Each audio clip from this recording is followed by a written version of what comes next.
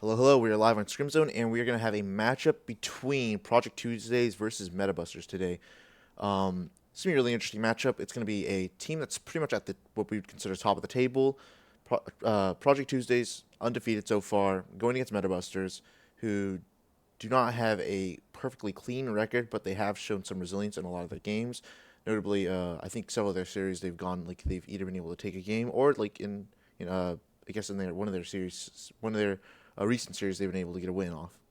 So both these teams really strong as it or hold on, sorry, they're both really strong, but I think that now it's gonna be like really just like kind of like this. It's the middle of the season, so where you are, you are where you are. A lot of teams are like have like kind of like finally like been able to find themselves. I think that both these teams have like really found themselves. I think Project Tuesdays, if you're Project Tuesdays, you're really happy. If you're Metabusters, maybe you could be a bit more happier. However, I think they'd be a lot happier with a win today. And today I'm gonna be joined by Sandy. I mean, Sandy, do you have anything to say? Like, just any thoughts, like coming, like upcoming about like the series or the draft or anything in general? Thanks for having me. I'm really excited about this series. I think this is going to be a really interesting matchup because Project Tuesdays, as you mentioned, has come ahead 4-0 so far in this season. They've shown dominance against every team they've played against. They've gone to three in a lot of their games. I believe two of their series went to three games. But on the other hand, Metabusters, they are currently one series win and two series losses, but I think they've had the most arduous journey during the first half of the season. They played against Snarkify Rebellion, Rift Sharks, and QC, three teams that most people had at the top of their power rankings at the beginning of the season. And they managed to go to three games against both Snarkify Rebellion and Rift Sharks, and then they managed to win against QC. So they've had really resilient performances, as you've said, during the games they've played, always taking a game off their opponents. And now, after three tough matches that they've had before, they're going into the team that's at, as you said, the top of the table. So I think this is going to be an exciting game to see whether or not Project Tuesdays will continue their dominance and end up 5-0 at the end of the day, or if Metabusters will be able to take a win off of them and show who's the boss. Yeah, and I think one of the like looking like a bit more with a bit more introspection into this game. The key matchup it's gonna be mid lane. Fuger versus LSD Dreams. Uh, I mean I don't think I don't have any games against either of these players. I'm not sure if you do. But however I think that both do have strengths and weaknesses. I think that LSD Dreams so far has just on his champions, like he's like just proven to be very very reliable. The Nivea's Mm-hmm. been like drawing a ban every single game. The Ari is has been like very effective. We've seen him actually play Galio as well when he needs to, and it's been perfectly fine.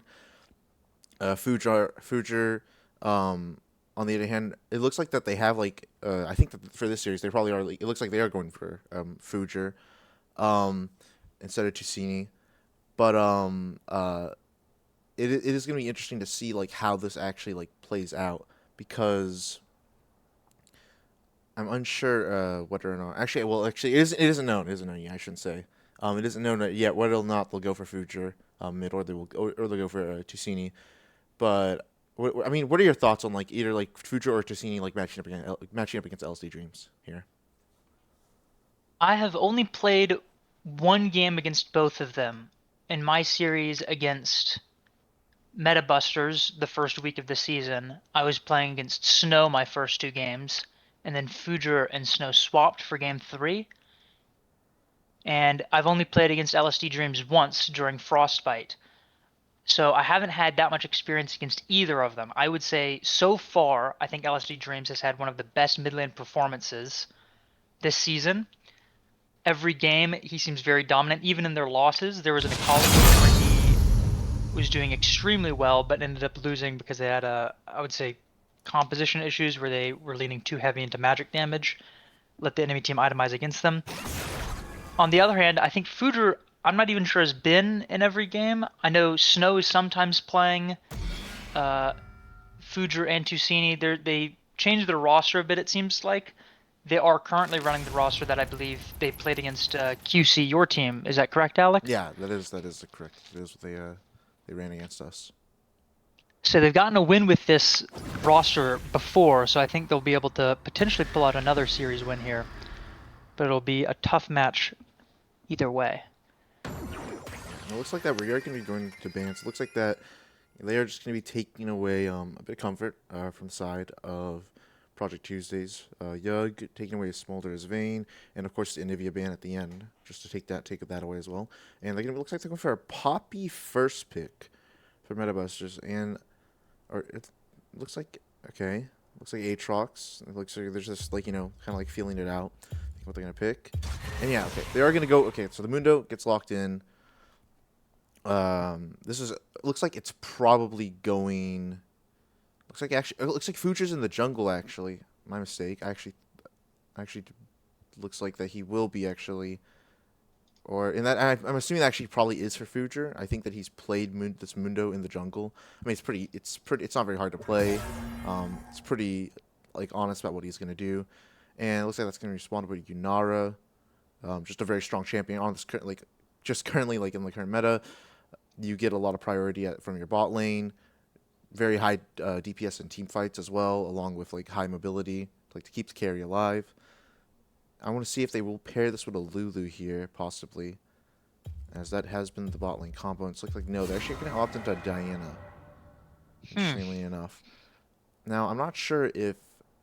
Actually, I do think Spiral plays Diana, but I wonder if LSD Dreams might be able to take that mid up, but I'm not sure if mid Diana is very viable at the moment.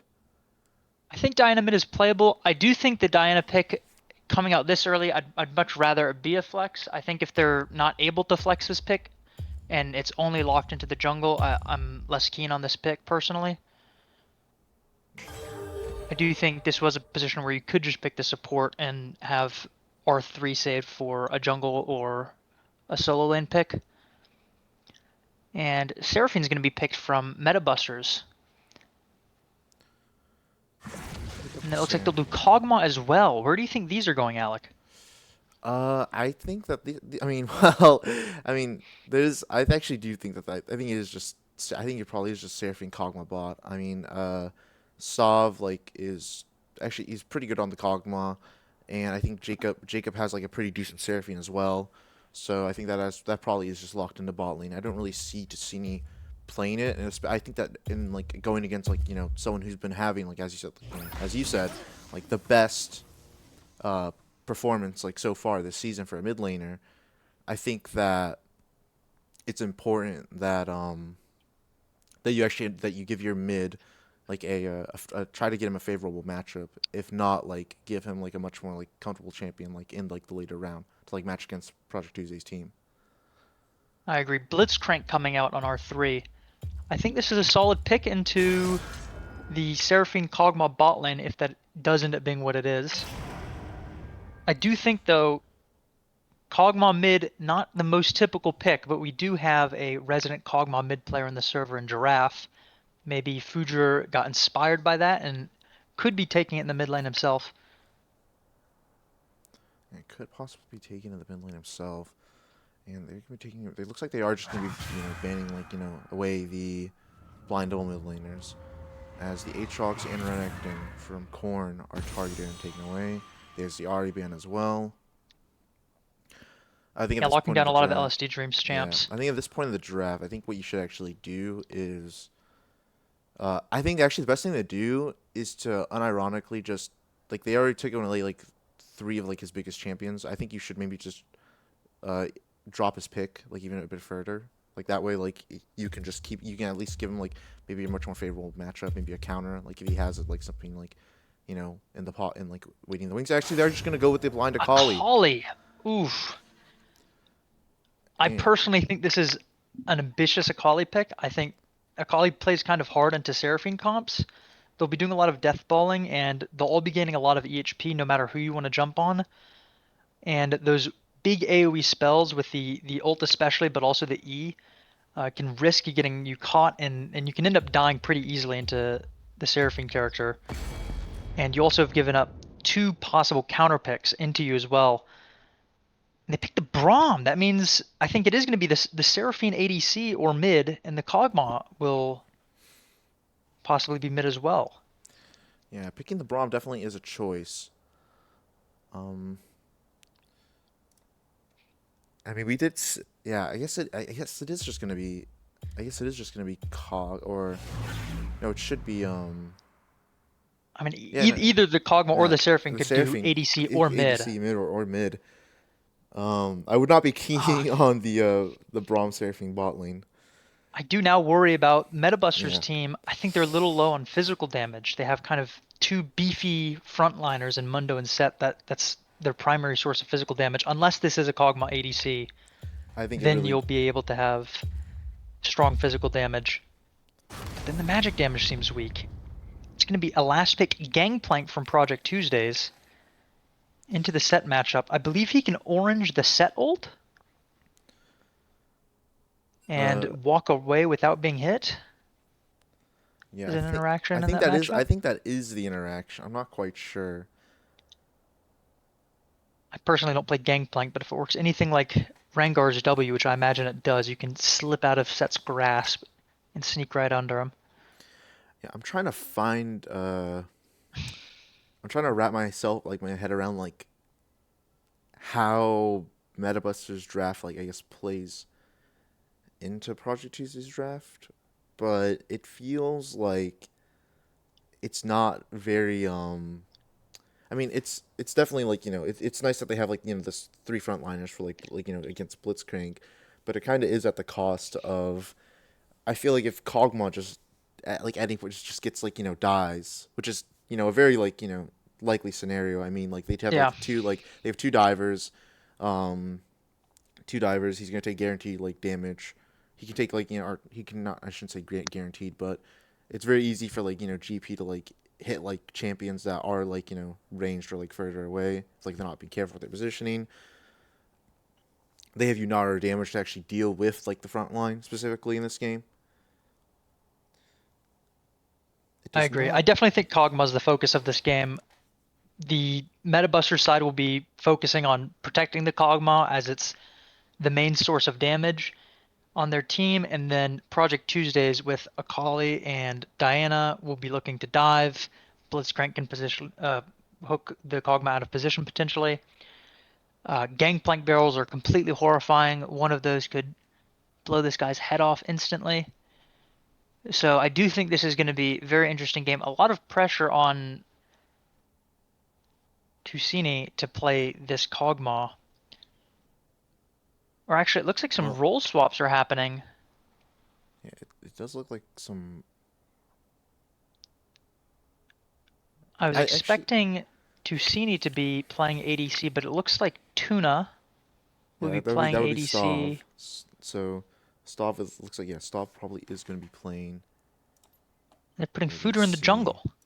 Yeah, so yeah, and I think that is um actually I think that is what they did last time. They had Fujer run around in the jungle, and they had I think that might be correct. I believe I'm getting yeah, them mistaken with the lineup they were running when I played against them. yeah. I do think this is what they were running their last series.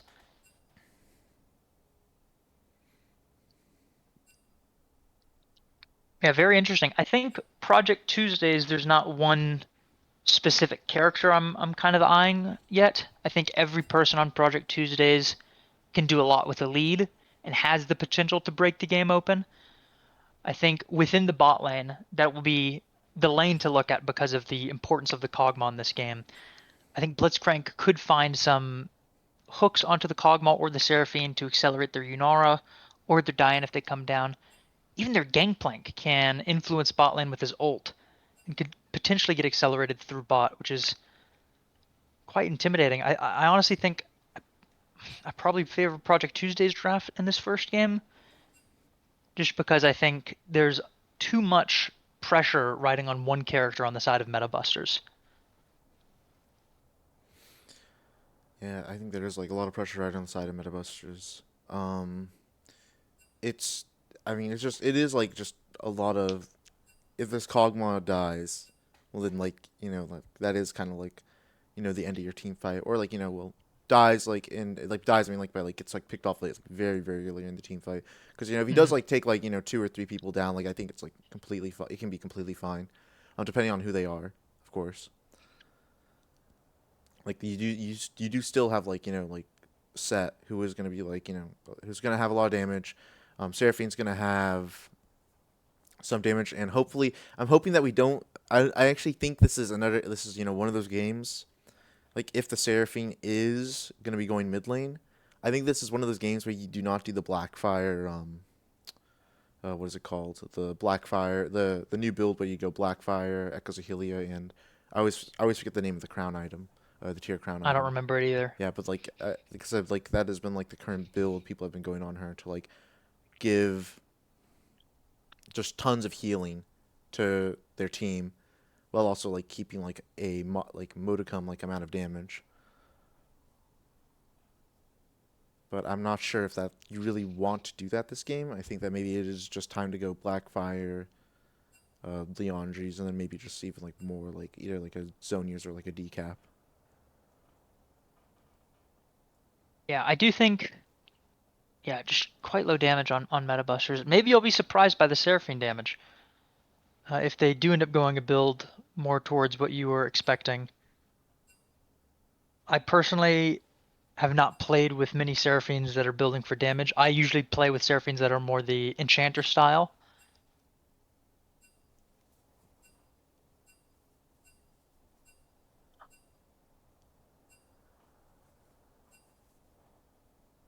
And it does look like they're Yeah. about to start the game. Okay, And and then it's we will have confirmed. the spectator delay So Seraphine is going after mid. everyone picks their It's like characters. confirmed 100% now.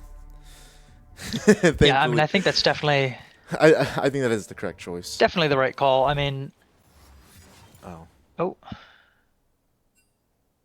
okay. Looks like that we might have a short, there's a roll small issue. delay. Okay. Okay. Hopefully, we should be able to just go now. That would be pleasant if we could. I'm hoping so as well. There's another game going on tonight, a series between One Thief and SKT, which I'll also have my eyes on. Hopefully, that series will be as interesting as I'm expecting this one to be.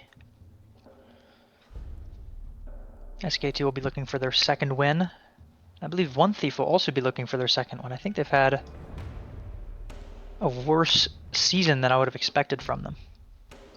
You will not believe who both those teams have beat. I think I will. Yeah. It's fine. It is what it is. Things happen for a reason. Well, either way, one of the teams will have a win against a different team. They won't only share their one win against a common team. Oh my gosh, I think there's still spectator delay. I have to wait for it's there. No. Yeah, Wait, maybe he put no delay on. Maybe he was like just like he looked into the future and he was just goaded at the end.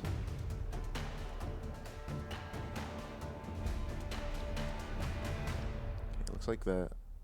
Hold on. also the client has led to many late starts in these games Yeah. past few weeks. Hold on, I'm gonna give it a second. I think that's about to go into it. There it goes. Okay. Okay. We'll get in the game in a few minutes, a couple minutes, and then 2.5 everything's minutes fine. spectator delay. Yeah, spectator delay is always fun to deal with.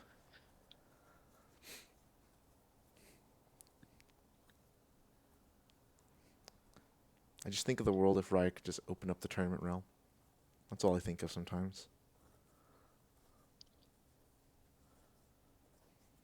How do you think this bot lane matchup fares, Alec? I think that I think Kog'Maw is actually a deceptive, like, can do, like, is very deceptive in, like, how, like, much he can do in, like, these early stages of the game. Especially if, like, he has his W up. Like, you trade on, like, you go to a really, really extended trade on a Kog'Maw, like, in a W up, he kind of just like especially if with like the Braum like passive applied, he can kind of win very hard against you. Yunara doesn't fare that well, I think early, or as well. She doesn't fare as nearly as well as like Kog'Maw does early. Because she doesn't have like as I mean her harass tools like her E doesn't really do much damage. Kog'Maw E I think is like just a bit more effective just because of the fact that like you're guaranteed almost to get hit by it. Like if he like puts it right on your forehead, especially when you don't have boots. Um, Blitzcrank, however, is kind of like the equalizing factor this game, Yeah. as he has as you do have to like play in a very specific way against Blitzcrank when you lane against him. You have to like play in or behind your minions. Um, Support needs to play generally to like either like the left or right in you, or depending really just where the Blitzcrank is located.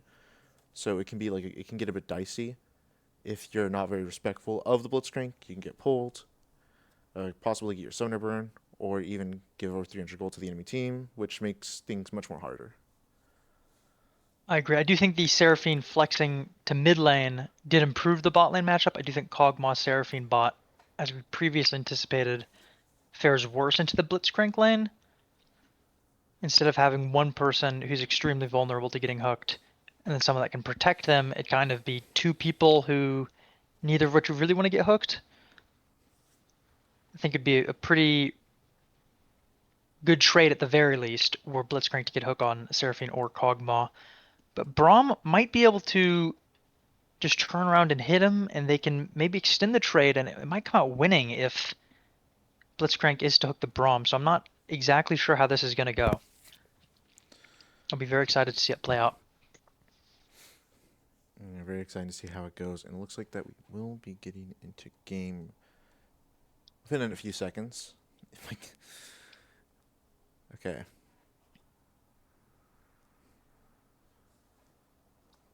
Arcane comment on the Gangplank. Is this what you're used to seeing?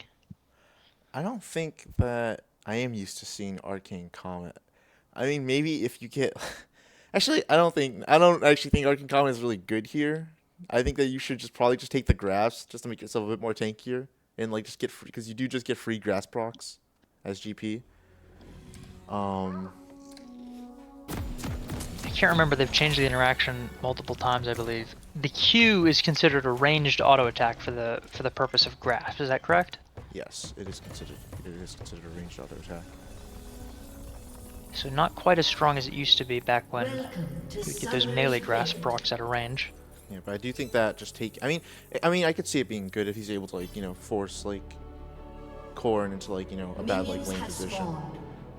So I could see it being good as some early pings coming out in the bot lane.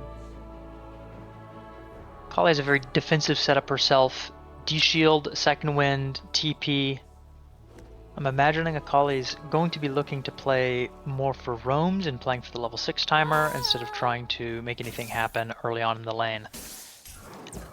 Just farming up early on.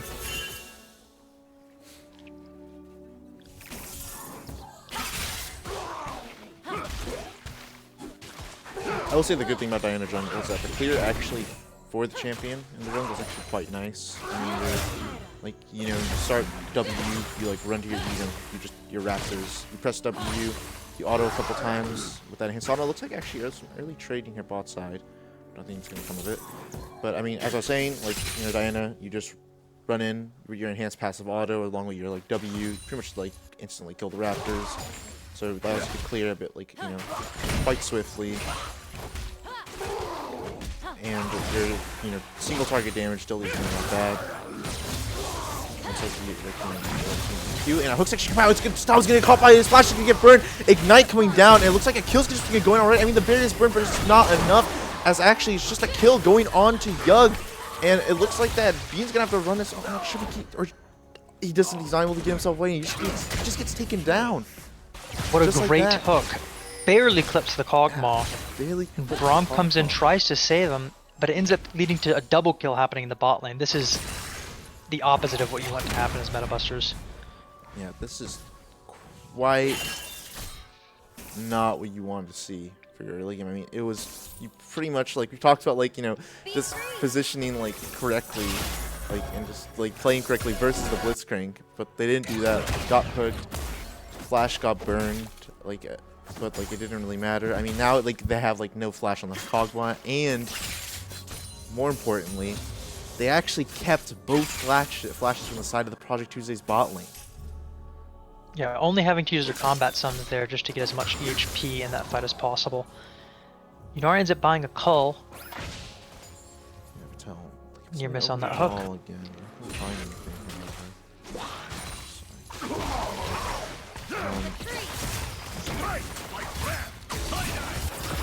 like we may have like a little trading running here in the lane. LST James, good job dodging away from the Seraphine Q. Mundo and Diana both coming in. They're in a fight, however. Future is just going to be going on to Spiral. He's trying to take him down as the trade is happening topside. It looks like the Spiral might go fall down, but no, he doesn't. And Future, not buying off more than he can chew. Wisely backing away in that skirmish. On the minimap, it appeared that Diana would have seen the Mundo walk into the bush, but maybe not. The red buff slow ended up allowing Mundo to chase the Diana to the point of getting her flash. Very good trade. Looks like now he's ghosting at the Diana. This might just be a kill. Yeah, this is a kill actually. As Blind Spiral falls down, and it looks like the LST Dream is gonna have to like scurry away himself. He does get away with the blast cone. Very interesting early game. And Corrin actually doesn't have a W. He just burns it to try to like kill the wave, and that's gonna be his flash. Dave is going to be able to, should be able to get himself a nice push in here maybe, or even a nice wave state. But the set healing should allow Corrin to stay for some of those creeps, so all is not lost.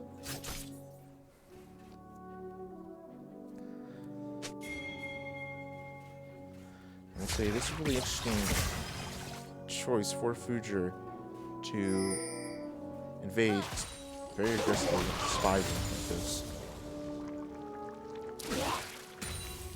Yeah, I think Mundo just proving that he has far more EHP than Diana in these early trades off that first fight. And an excellent transition to fight over the Raptors that are respawning. Their early ward let them know that Diana started Raptors, so they're aware of that timing where Raptor camp respawn a little bit faster than it usually does. Mundo just takes a kill for fighting over it.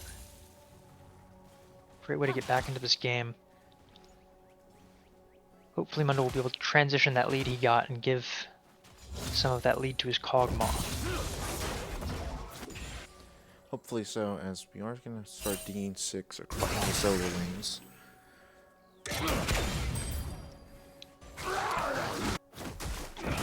Dragon being started up by Project Tuesdays.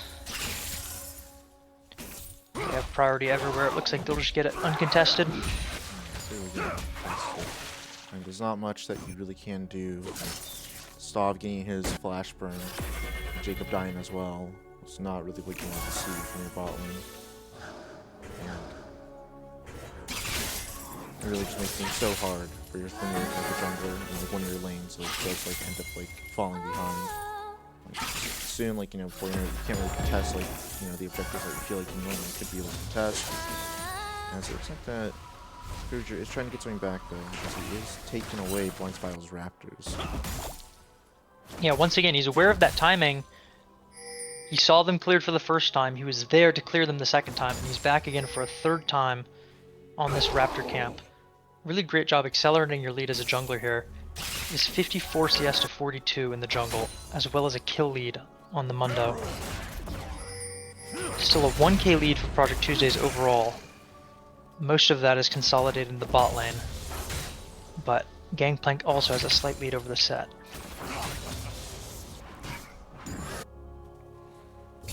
Looks like that Spiral may be looking for something here topside.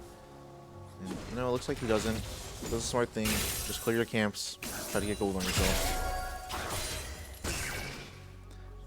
And even though Ticini does have a nice CS lead into the Akali.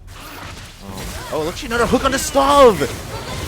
Just in the wrong position again, as it looks like, yeah, he's just gonna go down. It looks like that Yug does have 6. Stav notably does not. Barrier gets popped, but it doesn't even matter.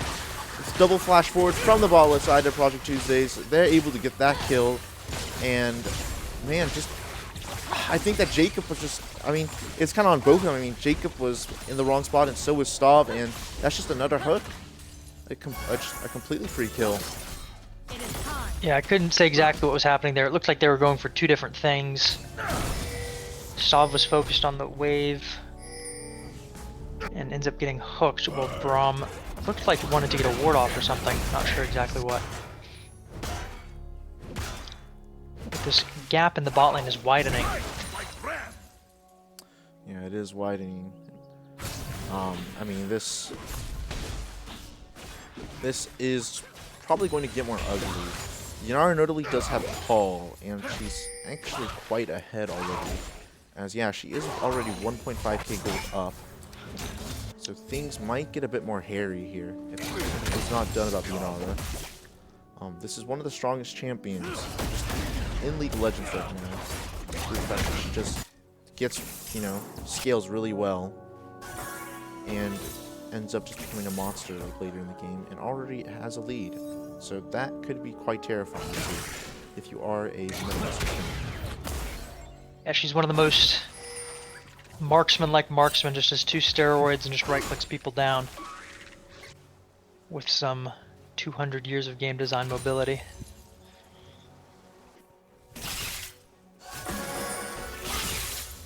I'm a little sad to see that Akali hasn't made any play with the ult yet.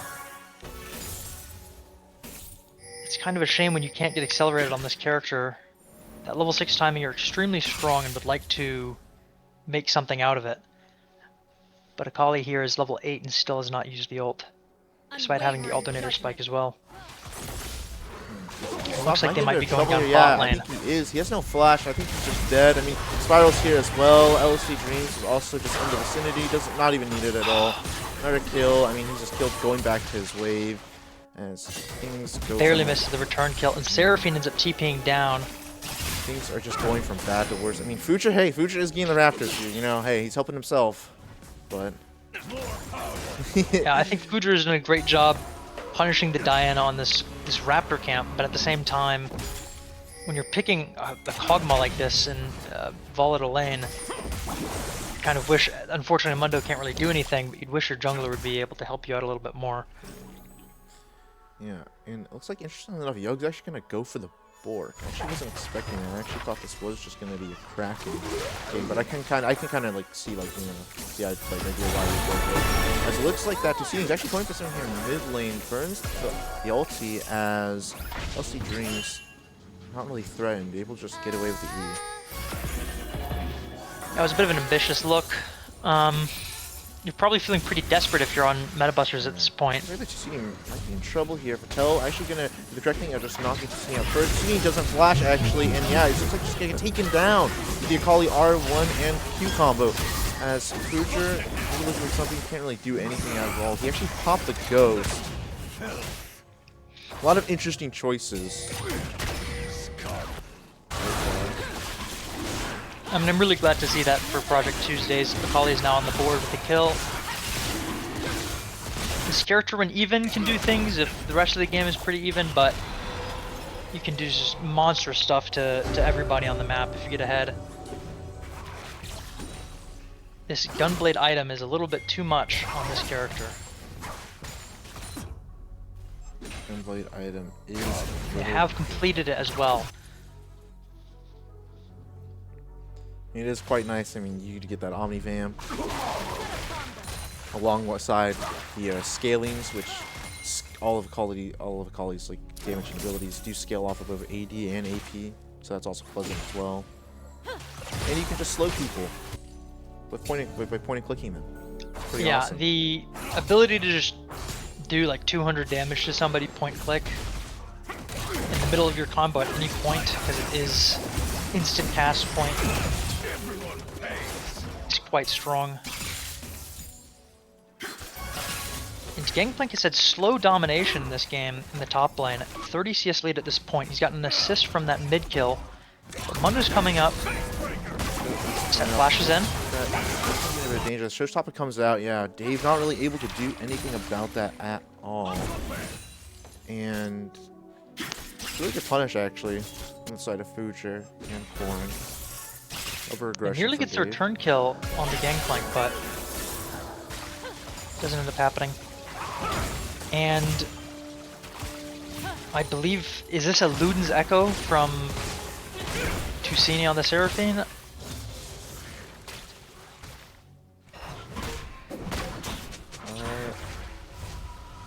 I do believe that's the only thing those two components build into. Maybe I'm misremembering, but...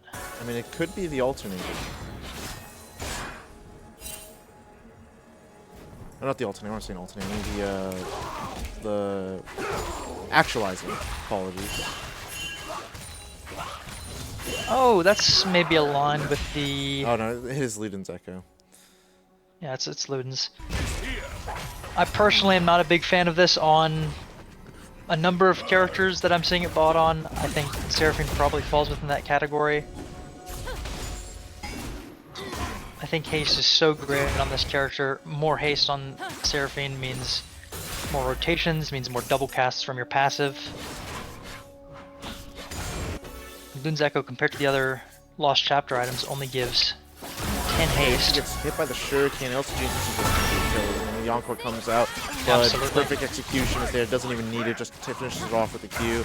As actually Future is going to be shut up here on the bot side. Ulti with Blind Spiral has showed up. The Mundo is level 11, notably. I mean, the Moonfall comes down, and Future's actually biting off a bit more than he can chew, as, yeah, the Gnar's just going to kite away. I mean, Tuna's looking for a trade kill, and he might be able to get it. Passive? But I think, no, Yug just actually, like, autos heals off The the way. Lysel Oh, from nice Bork. try for the Flash Shuriken, but he doesn't quite connect. Yeah, the lifesteal actually just came out, and there it was. As actually a still hook chasing here, bot bot lane. side, and Jacob might be in a bit of trouble, but maybe not. Actually, you know, LCG was just going to use the Shuriken. First turret goes over to the side of Project Tuesdays. Looks like a fight's actually going to start here on top side. As the showstopper comes through, but There's that orange the interaction. And it is the orange interaction. You talked about in the set W, no, not going to do anything, and Dave just panics and he like just flashes, and probably for the maybe for the best, but Oh man. yeah. Two very close fights on opposite sides of the map. Top lane, both laners get very close to getting a solo kill on the other. The bot lane fight, so close. The Yunar lived 1 HP from the Kog'Maw passive thanks to lifesteal, and before that even, had 3 hits of the Braum passive on. The Mundo barely couldn't get the last one, which surely would have resulted in a kill. And I don't mean to be a doomer this game, but it looks quite. Oh, absolutely. Quite. 5k gold lead, I think 15 it's- minutes in is Yeah, very hard to deal with. this comp as well. It's just. Yeah, you're looking to get your Kog'Maw ahead this game. When there's this much of a deficit, this is the opposite of what you were expecting to do with this draft. I mean, you are kind of just hoping that, like, either the Kali just gets mind control. So just run it down. It looks like actually the Cannonball is going to come out. Encore is going to get burnt to try to keep Simi safe. It does. However, that's going to be at the cost of his flash as well.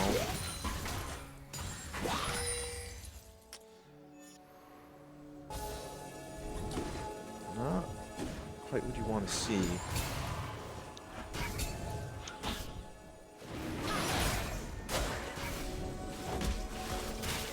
Starting up their third dragon. Probably will go uncontested. Maybe Mundo tries for steal, but probably not at this timing. Yeah, well, actually, Future's in the Does pit, try for it, and doesn't get it.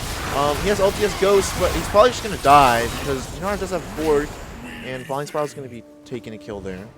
So, I don't know if you look for that. I think you're the only person who's ahead on your team. Jacob's actually going to probably be caught out here. it's He's different knocked up. if you get As it. actually the hook doesn't land on Ducini. He doesn't Great have hook. flash, actually.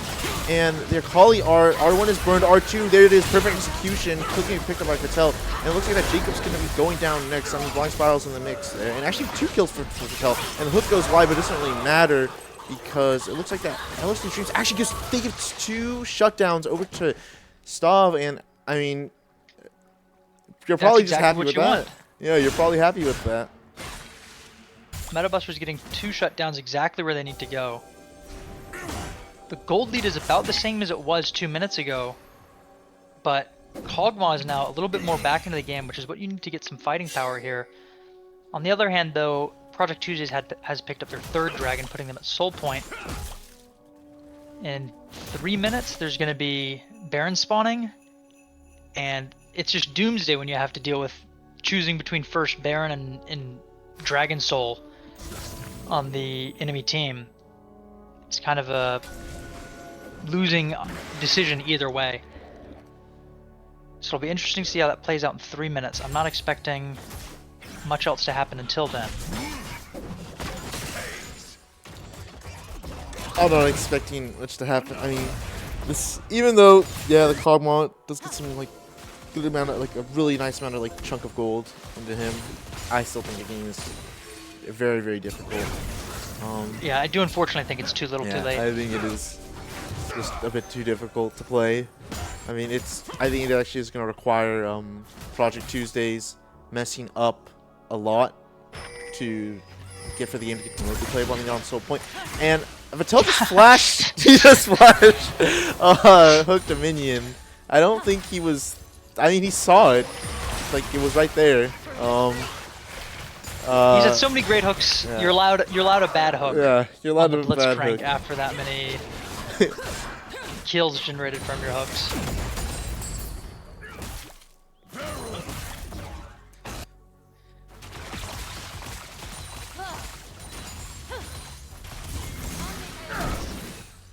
And it looks like that they might just clear out some vision here. And actually, Blind Spiral is just on the Baron, I think. This is the Rift. Oh no, the Rift. I'm saying the Baron. I don't know why I said the Baron. It is the Rift Herald.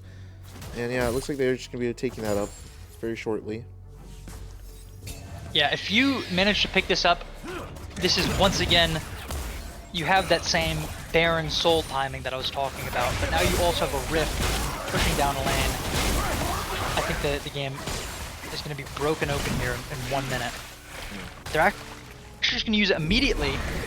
They want to, I think, get some money before Baron spawns to increase their power for this next fight. I think that's a little bit of a misuse. Yeah, I think that they definitely could have pressured a lane with the Rift Herald, and then it's just starting to move up from there. Yeah, Gangplank has TP up. I would have loved to see the Rift Herald put in his lane during that critical timing. Like and they're making a look on the Blitzcrank. Yeah, looking for the Blitzcrank. Doesn't have flash, and it looks like the Sod actually went a bit far forward, but actually the bomb shield's fine, but the Cannon Barrage actually takes him down. I mean, that's going to be 2 kills. Going over to the GP now. First 2 kills for the Gangplank. Every kill or assist that this Gangplank has gotten has been from the ult. That's kind of what I was talking about before the game. You're able to influence the map as Gangplank and get ahead without even moving. You're able to just sit in your lane, farm, get accelerated with your extra money from your Q. I'd be curious to see the gold difference in the top lane. I think it's probably grown to 1,500 or something at this point. Yeah, almost 2K. Almost 2K, so lots of gold for the GP. Very rich man. And I think this game has gotten just far too hard. I don't think any position now has a considerable lead. I think Mundo has kind of fallen behind the pace that Project Tuesdays have set this game. Yeah, we have to find Blind Spiral, but I don't find anything. I don't think they can get him. Land. And probably do just have to fight here. I mean, this is kind of like your Alamo, your last stand, or one of many last stands. As actually, he's just getting found the Shuriken. The R1's going to get burned. And it looks like that Ellis James is looking for the perfect execution. He does go in, however, the Shroud does hide him. The Encore gets burned out. Actually, lands on to 4 members. Maybe this fight's actually been playable. And actually, Susini actually gets 2 kills on the side, as the fight was actually just a bit too split. And Dave was just way too late for the fight. I don't know what he's doing. Like, why is it? This is so. You can't be this late, and it looks like they're just running at the Blitzcrank. I don't think they'll kill him. Korn actually decides that he wants to W backward, and so he's actually not going to get that kill. Yeah, it looks like Blitzcrank is doing tricks Drake's at this going point. up to Metabusters, and okay, the Q from Fuji doesn't land, and it looks like that's going to be the kill. So they are going to be able to find Fattel eventually. Man, good to get that pick. I think Project Tuesdays I mean, I think Wind, Baron, and Stav a Scope. bit too aggressive. Actually decides that he wants to try to fight a level 15 GP. And so he actually gets Instantly punished for punishing that. Yeah, you're not actually allowed to do that. You actually just get sent straight to jail. So Yeah, I think Project Tuesday's got overambitious. You want the Soul or the Baron, but you want to have everyone present for it. Guaranteeing one should close out the game. But they make a crucial mistake in getting neither. And the gold gap is closing. Meta Busters are finding their way back into this game. I do still think Project Tuesdays has a sizable lead, but it'll be some time until they're able to exert that again. yeah, I think the big thing about that is like even though like LC Genius did find the Shuriken on to Cassini like to start all that, the Seraphine shield and heal like he just used like the Empower surround sound, which shielded him and then also like healed him for a good portion as well. And then followed it up with a huge encore that like hit just everyone at the fight. And it looks like we actually have a brawl here, and yeah, they're just fighting. The Moodle actually comes off cooldown, so that's going to be used. Showstop is actually going to bring Spiral back into the team, and it looks like that the Kog'Maw is able to free hit, but actually Yo decides to auto the controller to the middle of the fight. And it looks like that the encore actually comes through, and Dave's actually going to get taken down. So, and it looks like they might just pursue onto Yug, but that is the Akali TP. Will they respect it? Yes, they will. And it looks like they are going to back off at the end of it, as it is a 3-for-2, and LC might be looking for something here, and it looks like he just can't really do anything. As there are... That's another fight where you've taken an outmanned fight as Project Tuesdays. The lead is sizable, but you need to actually use it. If you don't have everyone present, you don't have all your gold in the fight. You don't have your lead. Looks like actually LC is going to get rooted there, and he does have just the Shroud, so keep himself just fine. As they are actually getting like a good amount of gold. I mean, the real egg in this game is the Yunara, who does have a 700 gold bounty, so you do definitely want to at some point try to find her and maybe get her shut down. As Yunara itself might just be, yeah, almost what 2.3k up, so doing quite well. But Hala has gone into a good position. I mean, this Mundo has been pretty frustrating to play against. I mean, they do have anti-heal finally for the Mundo specifically, and the Seraphine healing. Notably though, Mundo has hit level 16. Yeah. Very important timing on Mundo. His ult gains a new effect when it's level 16, where he gains increased max HP for each enemy present. Very unique that there's just a new effect added at that level instead of it just improving and scaling with points put into it. So this is the timing that Mundo becomes a real issue. Huge amounts of HP, hard to get through. And with his E converting a lot of that HP into attack damage, he does pack a wallop. Does pack a wallop, and I mean, now you can actually just, you know, everyone can start just like mimicking like Aloy's, like once like, you know, they get to level 16. And unfortunately, parts of the clip, they don't actually show the part where you actually have to farm for like your entire game to get to this point, because you have to get farmed to get XP. I think that Spiral is going to get found out, and the Cleaver is going to get hit onto him, but he has friends in the area, so he's going to be kept safe.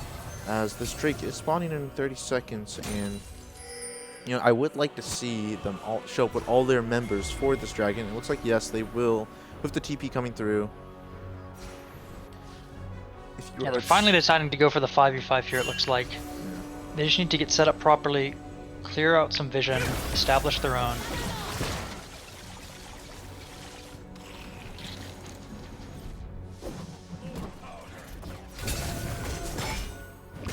But instead it's going to be Meta Busters who gets into the river and gets the vision control. Gangplank in the bush. Push with a barrel. So, I mean, Akali is lurking, and so Stavs looks like he is in a decent position. I mean, actually, the fight looks like it might just start breaking out now as the is burned, but the encore hits onto 3 members. They lined up perfectly for that. The Showstop is on top. Points on the backside as it looks like Espiral's just going for it, just taking down the Cogwine. Yeah, they do. I think this fight's just actually all she wrote. I mean, it is just the wallet, as it looks like that Future was able to be immortal for a bit, but it's not really going to matter as he's going to get taken down as well. It's going to be an ace for the side of Project Tuesdays. That is exactly what you wanted. It's going to be their soul. And I mean, I missed what happened there. The fight looked extremely Metabusters favored with the Seraphine and the Zed ult coming. Literally, I blinked, and their team was dead. I completely missed it. I imagine it was a Gangplank barrel, perhaps the Unara damage, but something completely eviscerated Metabusters. Project Tuesday's coming away from the fight with the Soul. Look. It's like 2 towers. It can actually look. So I do want to. I mean, I saw kind of what happened. It looks like an initial GP barrel. Then the Encore comes through, but there was a GP barrel in the middle of them. He actually comboed it. It was so yeah, it was actually a huge GP barrel. Wow, really well done for Dave. He probably should speed up the live. It looks like, yeah, Baron Nashor is going to get taken. As there it is. Baron Nashor's taken. And I mean, yeah, I mean, there you have it. It's just, I mean, that was a really nice. I mean, you had the GP at the fight, and the GP did the GP thing, which was just hit the barrel combo. That's why you really don't want to see this character ahead, but it feels really hard to put it behind. Honestly, they were able to get kills and assists across the map. They get increased gold from their Q. They're able to escape a lot of punishes with their orange.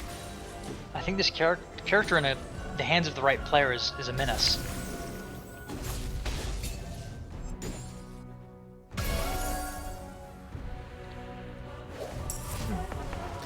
Yeah, I think this character is. Yeah, this character. I mean, this character is can be pretty unfair when it does like get into positions where you're able to do what you want to do. I mean,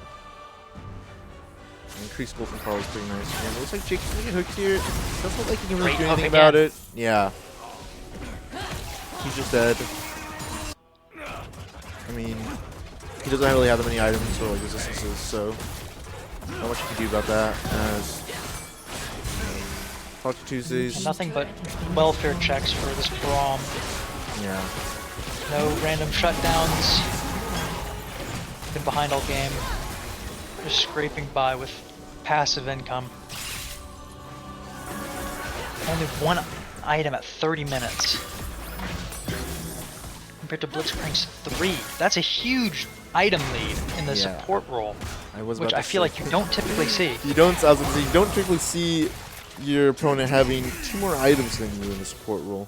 Well, actually, well, I guess only Braum 1 does more finish item, the locket. Yeah, he does finish the locket, so only has 1 more item. I'm not sure if they're gonna do anything here. I mean,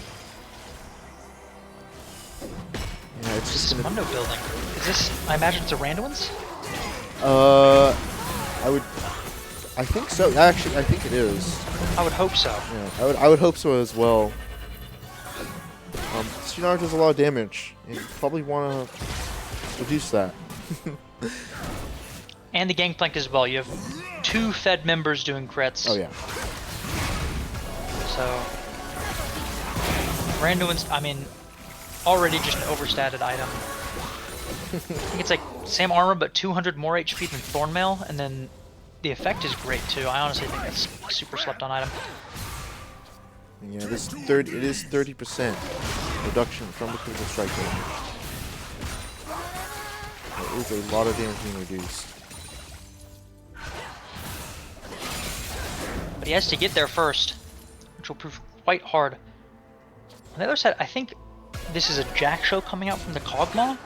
This will make them substantially beefier in longer fights. I'm actually not sure though that will be able to keep him alive against this Gangplank. The innate shred from the barrels with the Doms is just going to be a ton of damage, and Gangplank actually has a Serpent's Fang as well. I think he just completed that. Yeah, he does have the Serpent's Fang. Oh, I'm completely wrong. He had a Noon Quiver as well now.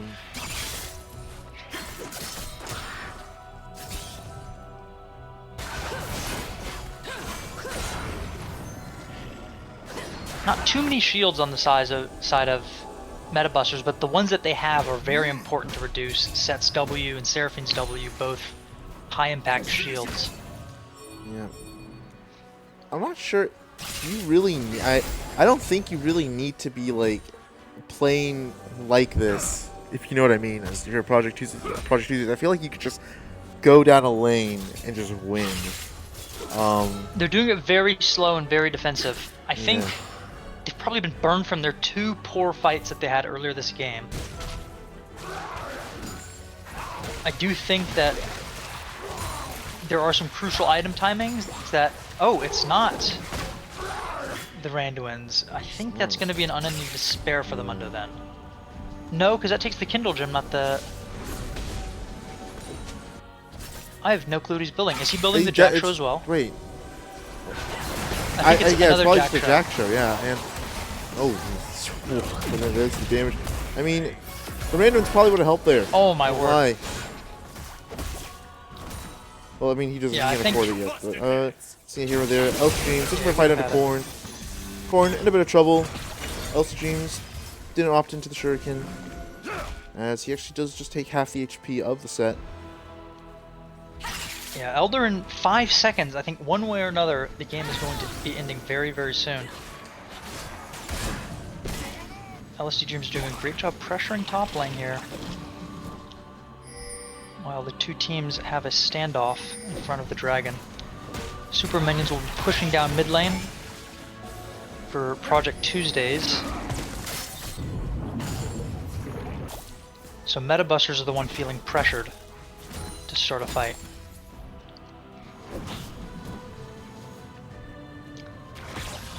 Metabusters is feeling pressured to start the fight. And Doing a great job not starting anything on the side of Project Tuesdays, letting their Kali and their Super Wave pressure the base. Tower take. I mean, this top is lane. Havoc Great barrel. It looks like that Fuji's positioning for something, and yeah, looks like the fight's gonna break out as everything's gonna get burned. But the Encore just hits on the 3 again. I mean, stops hitting, but Yug's hitting harder, and actually, in the end, Dave's actually getting taken down. Blind Spiral going in. They end up finding the Kog'Maw, and the fight is continuing to develop. But Corn actually is here, and he takes down both Blind Spiral and Fatel. But Yug is still alive. The Yunara is still pushing. I mean, LC James is just ending the game. I mean, this is gonna be a quadra anyway. I mean, there it is. GG's in the chat. Wow. The game is over. Extremely close fight, but either way, LSU Dreams is in the base. He wasn't even there. They won the 4v5 this time, Yeah. thanks to the help of the Dragon Soul. They did win a the lot of healing that fight, fight. and it looks like that that is gonna be in the game. I mean, Won the game as well. yeah, the Yunara was quite ahead, so I mean that did occur. And I mean, it did look a bit scary. I mean, they did just end up just bunching up for the Seraphine ulti again, for another run back. But I mean, hey, A great showing from Project Tuesdays. A couple rough fights, but they really cleaned it up towards the end there. I think the last minute and a half, 2 minutes was a great show of patience, letting your side laner generate the lead that they can, and forcing the enemy into a bad fight. As well, the Gangplank barrel to kind of start off the fight as well, leaving the Braum half HP at the beginning. yeah. Who are you thinking for an MVP? I mean, well, I mean, I think that game. I feel like it's just. I have my opinion. I have my opinion too. I think it's.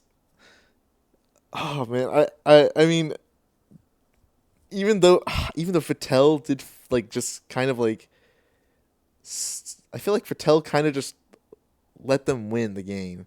I don't know. I'm really hard stuck between Fatel and I agree. Yug. I think it is Fatel. Because I think that the Blitzcrank I think Yug did a great job not dying once that game, maintaining the lead, but I do think the hooks led to, I think, literally the first like 6 kills they got, and probably most of the kills that they got in the first half of that game, to be honest, were off the back of a hook from Blitzcrank.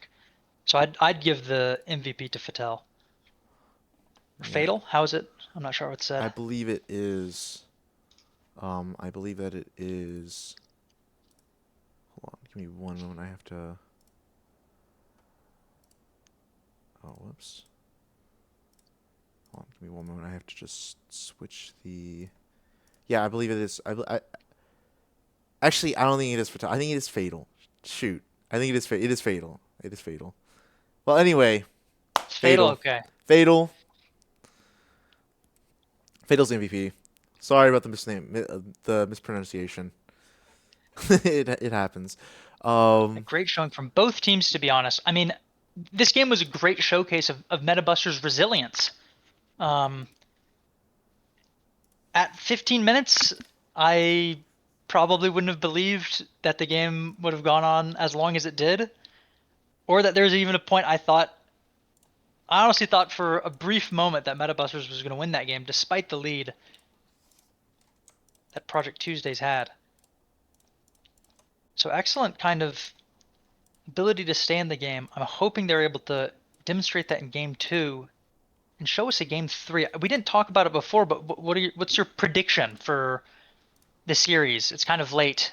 We already know how game 1 went. Do you I think this think is it going to is. go to 3 I don't games? think it's gonna go 3 games. I think it's just gonna be a closeout. From the Wow, side. 2-0 closeout. Yeah, I think it is the 2-0 closeout. I don't think that Metabus. I don't think that Metabusters can. I don't think they can. I don't think they can do it. I mean, I don't.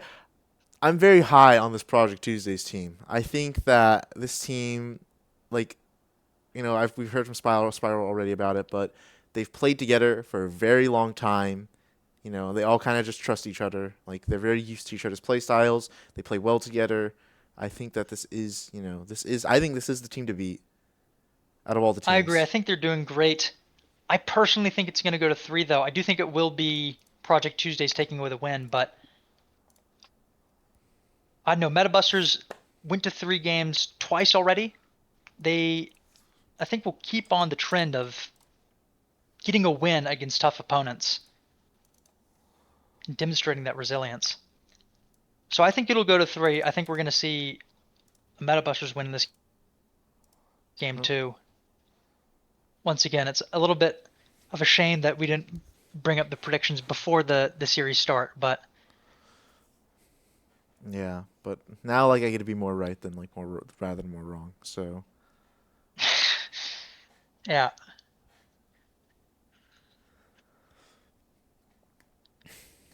and it looks like that we are just awaiting. I think that the draft should start shortly. Question mark? Yeah, it should start. Draft should start in a few minutes. Um,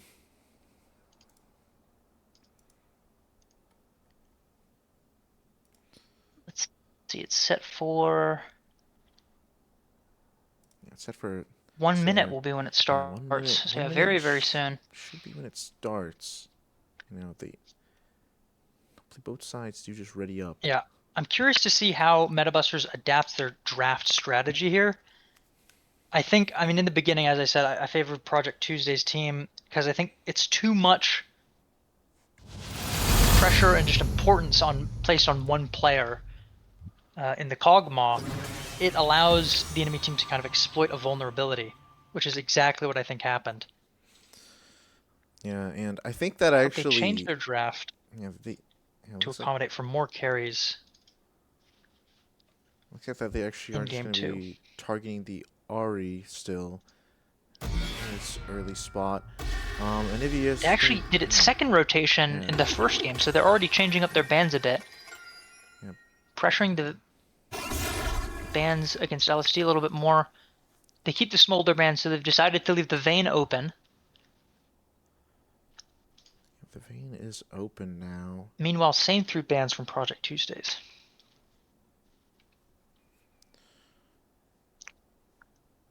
We'll see if Yug takes the vein. It looks like they're hovering it.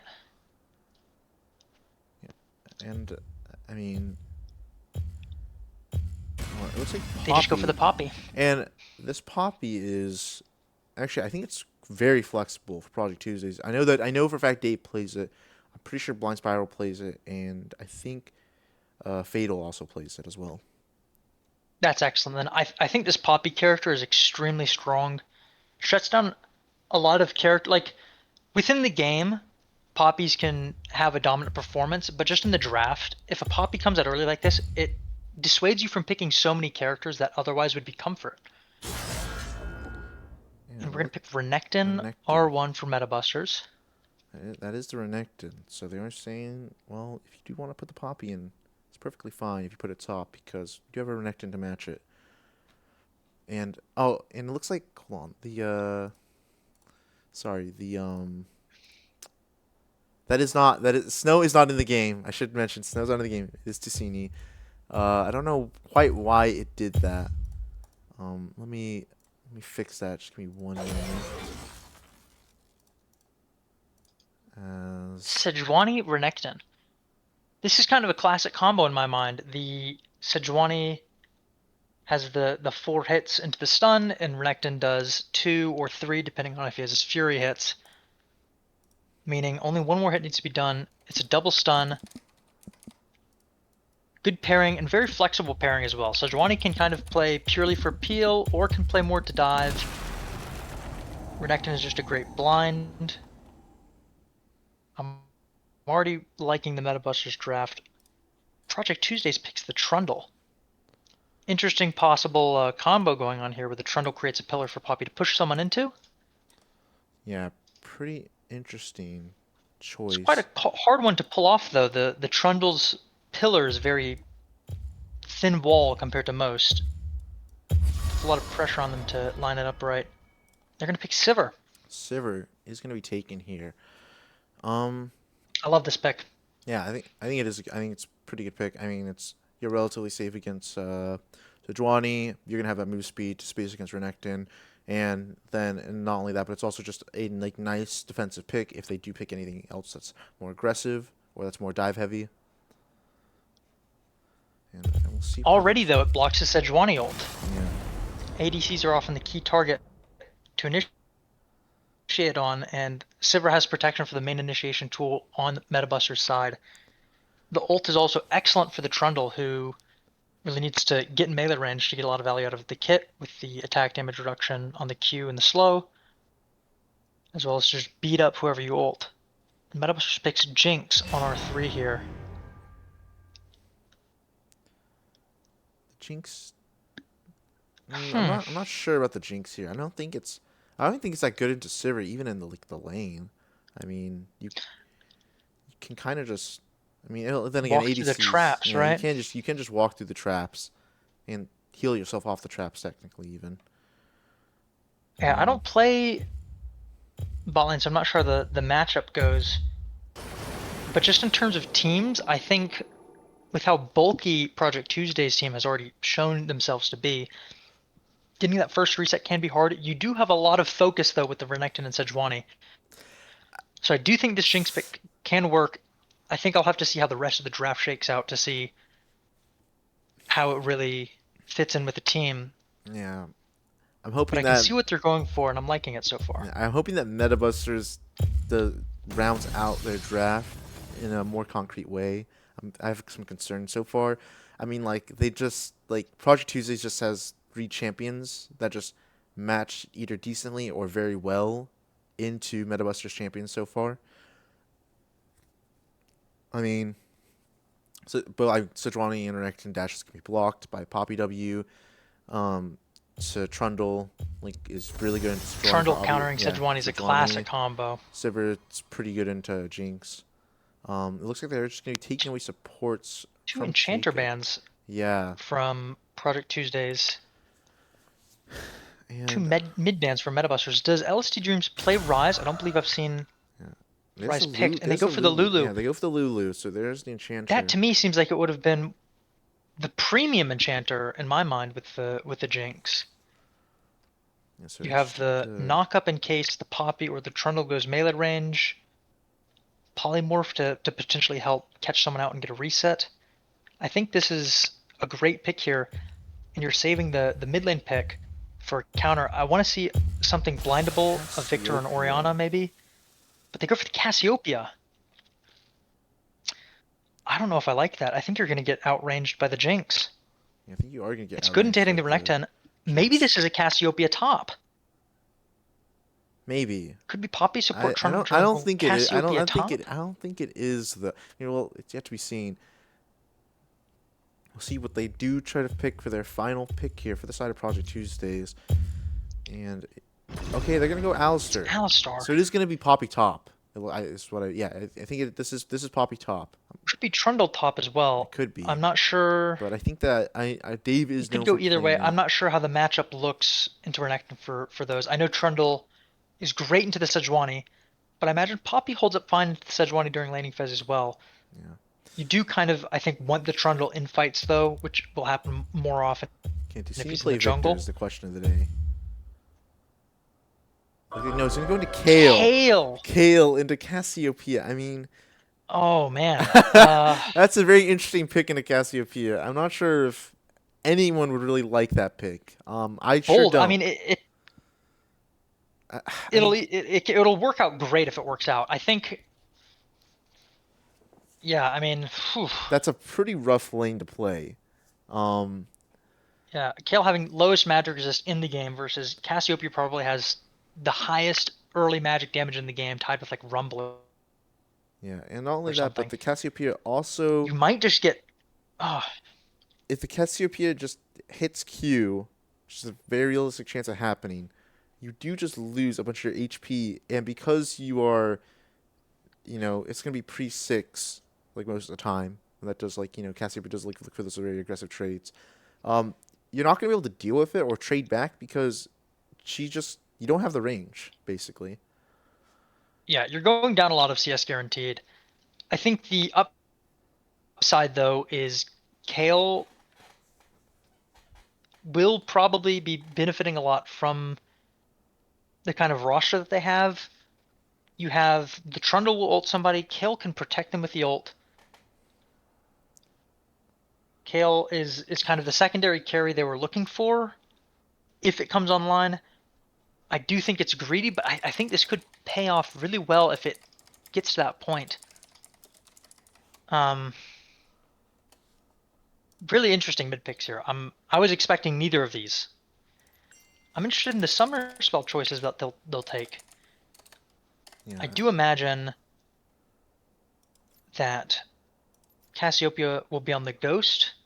Thanks to the home guard changes, mid laners don't need to take teleport as frequently. Cassiopeia is a character that benefits greatly from this. She loved taking the Ghost before, but oftentimes lost too much by not taking the TP. Yeah, and it looks like this is the Poppy top. It is confirmed now. Okay. So he's gonna be playing that.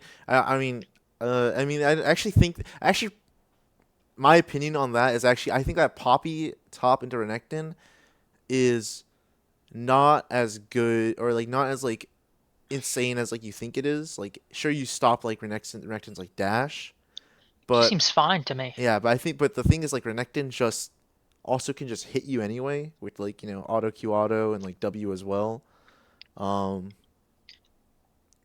which can just Yeah, as far as I'm aware, Renekton doesn't struggle too much into anyone. He's a great blind. I think it was a good pick when you do have that really flexible Poppy first pick. Synergizes well with the Sejuani.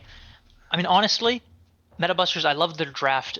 The Kale pick is a bit of a wild card, but I mean that's kind of what I'm keeping my eye on, just because of how much of a crazy pick it is. On the other side, at Project Tuesdays, I like a lot of their comp as well. I do think both teams kind of have the ADC mid lane pairing with a strong AD damage source in the Sivir and the Jinx, and a strong AP damage source in the Kale and the Cassiopeia, with primarily peel or initiation or frontline from the rest of the team members. So very similar kind of concepts for teams playing into one another. I think a lot of this is going to come down to execution and how will they actually play out their roles, especially once again just because of the way the teams are focused in the bottom lane and the mid lane. yeah, it is gonna be interesting to see how both these teams like match up specifically with these comps. I favor Project Tuesday. If I'm being honest, I favor Project Tuesday's comp. I think that it just matches up into like three of Metabuster's champions like just very, very well. However, this game is Yeah, however the one side that Metabusters does have is that this comp scales. The comp actually does scale very, very well. Um, extremely well. yeah, you do like if you do like eventually like get up to like that like late game Kale, like that's gonna be very hard to deal with for the side of Project Tuesdays. I don't actually think that there's a very easy way or like realistic way they can deal with it. Um, I mean, they do have good amounts of CC though. I mean, they have the Alistair combo, they have Cassiopeia, and they have also the Poppy as well. So it should be interesting Hmm. to see how it all plays out. Interestingly, you said they scale really well. They've also done a great job getting late despite monstrous leads in a lot of their games. And they haven't been the number one team at doing that. I think that's hands down got to be Albert's Inferno. Probably has the longest average game length by far of any of the teams so far. But I think that could be what motivated this Kale pick. They're able to go late. I think it was SKT recently played an extremely long game, and then in the following game went for an R5 Kassadin pick. I don't think it ended up working out for them. But I do think if you've shown an ability to go late, it does put a little more weight or value in the late game scaling characters. We've seen how strong Smolder is in this server, Yeah. able to just completely Smolder is scale for free in lanes. Smolder's a very interesting champion. You kind of just run around and I nominate a server-wide Smolder ban for I playoffs. think everyone has nominated the Silverwood Smolder ban. I mean people have Takes one petition. consistently We gotta get all the captains in on this. yeah If everyone agrees, the fire does start somewhere. So this might be the push we need. I mean, we have just seen it ban. I mean, starting on I this stream actually, right now, I think I've seen ban it. Smolder I think I've seen. permanently. I think I've seen it. I think I've only seen the Smolder. Mason's been pushing for it a lot. Yeah, he has been. I think I've only seen the Smolder not have a presence in like one game of one series so far. Like I think it's other than that, I think it's Yeah, had like just pretty much last permanent presence. last week we had the 3 games happening simultaneously, and Smolder was picked in all 3 of those series and banned in every other game. So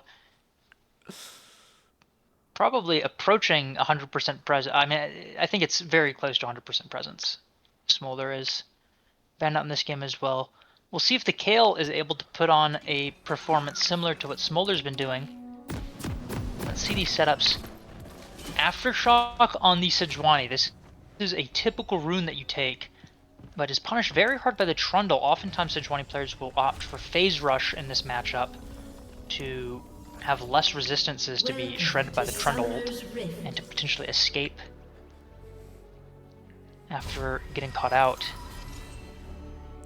Going for a more Minions have spawned. normal just Aftershock setup. Grasp on the Poppy. Now I believe Poppy's Buckler is considered a melee auto, not a ranged auto, if I'm not mistaken. So that will get full grasp value. Nice mana for this start. And Elsie Dreams actually Oh burns. no. Yeah, I mean, A lot of mana. yeah, a lot of mana burned from I Elsie think Dreams. he's overusing the E. I think he is overusing the E as well. I think you wanna you just need to wait for level yeah, 2 play for before level you 2, just hit that wave. start pumping these E's into Yeah, people. that was a lot of mana you just burned, and I mean, Yeah, halfway out. very interesting Kill him choice. for Dorn's Ring. I believe this is... I usually am seeing the Blade, or if you're greedy to Cull on Kale, or if you're feeling really safe, they sometimes opt for the Shield. The Ring is not one that I'm used to seeing here. That was an interesting choice. Bot lane. Trading. Buckler does get destroyed, unfortunately. So Davis is gonna have to live with that. As Nice shove in from the side of Stav and Jacob. Yeah, a lot of half HP minions should be a sizable CS lead after this wave. Yeah. And it's gonna be 5 CS lead already. 5 in the bot versus lane. 12. Not what you want to see in the opening stages of this game. And I bring the light Now, Cassiopeia has done what you want to do into the Kale. Set the wave up in a way where it's going to be slow pushing back into you. But Cassiopeia needs to be careful not to push the wave here, or else it'll be locked in a good spot. Let the wave come in, freeze against the Kale, call for your jungler and punish this greedy champ. It looks like that's what's happening.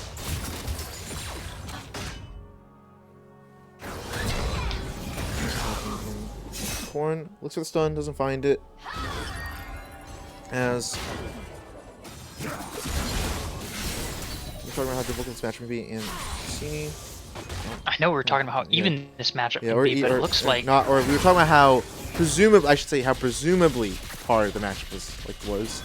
I mean, it looks like it might seem difficult, but in reality, I think we both thought that it was yeah, it looks like pretty he goes for the flash matchup, stun, but he actually doesn't get it. Dave actually flashes misses the out, stun? but I mean, he does get a kill under the One for turret. one. The wave should crash, so I think it's gonna be fine in the end. We're just actually looking for a gank here. Yeah, I mean, no Fatal crash. keeps him away, and it just looks like they will be able to get out of dodge, as my Spiral just should continue his clear.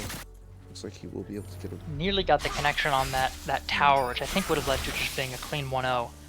But this is still a great result. 1-0, Renekton loses the wave's coming back to you. In the mid lane, looks like Cassini might have to burn and flash however, here. it He looks actually like decides that he's just gonna die instead. hang on, So there's a kill for LSD and Dreams. dies.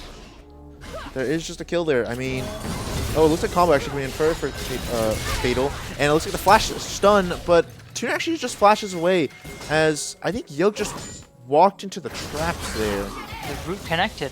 Yeah, so Yeah. the root did work. Dark Seal from the Kale. This is biblical greed. It's kind of what you need from this character, though. But I don't know if I would do this after seeing that initial punish. Boots are an important pickup, though. Are an important pickup. As it looks like they might be looking for something here. The wave, I mean, a bit fast to that. Nice stun actually. Doesn't actually just on the very edge of the tower range. So he actually doesn't pick up any aggro at all. It looks like yeah, Dave's just gonna be in trouble here. I mean, yeah, the strong is just gonna tank. Corn's gonna secure the kill. That's a kill going over to the top laner of Metabusters. Really nicely done. Huge swing. That is great for the Metabusters. Yeah, I mean, Massive, like 4 waves or something of ranged creeps dying underneath the tower while you're absent. The TP is going to allow you to come back and pick up a good number of those, but you've already lost a lot.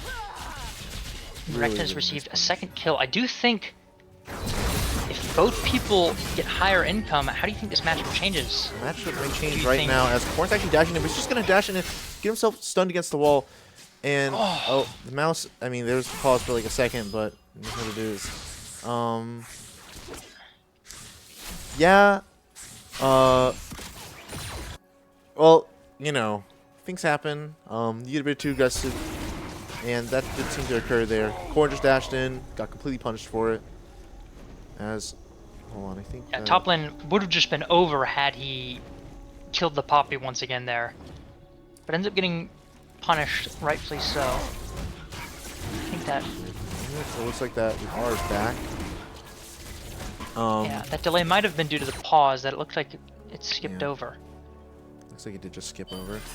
As Midway's in a great spot for the Cassiopeia. If they ended up taking the Ghost, I honestly think if you land a Q in this position, you can just Cassini Ghost walks and into sprint at her. the poison again, and he looks like it should be fine. There is a wave there that is hitting LSD Dreams, but so far, I mean, this, even though, I think like, if you Ghost, you can just get the kill there. I think Kill's really far forward, doesn't have the Swifties yet. next goes and Spiral actually getting found out here by both Jacob and Future. It looks like they are just going to go on to him. Spiral flashes, the polymorph does come down, but the pillow is really nice actually to keep Future away from him, and Fatal with the knock up. I mean, Flash does get traded from both junglers, so not really anything too concerning for either side. Looks like that. He's going to be looking for something here. I'm not sure if he can look for anything. And it looks like that poison nauseous blast is going to come down, not going to connect. So far, so good.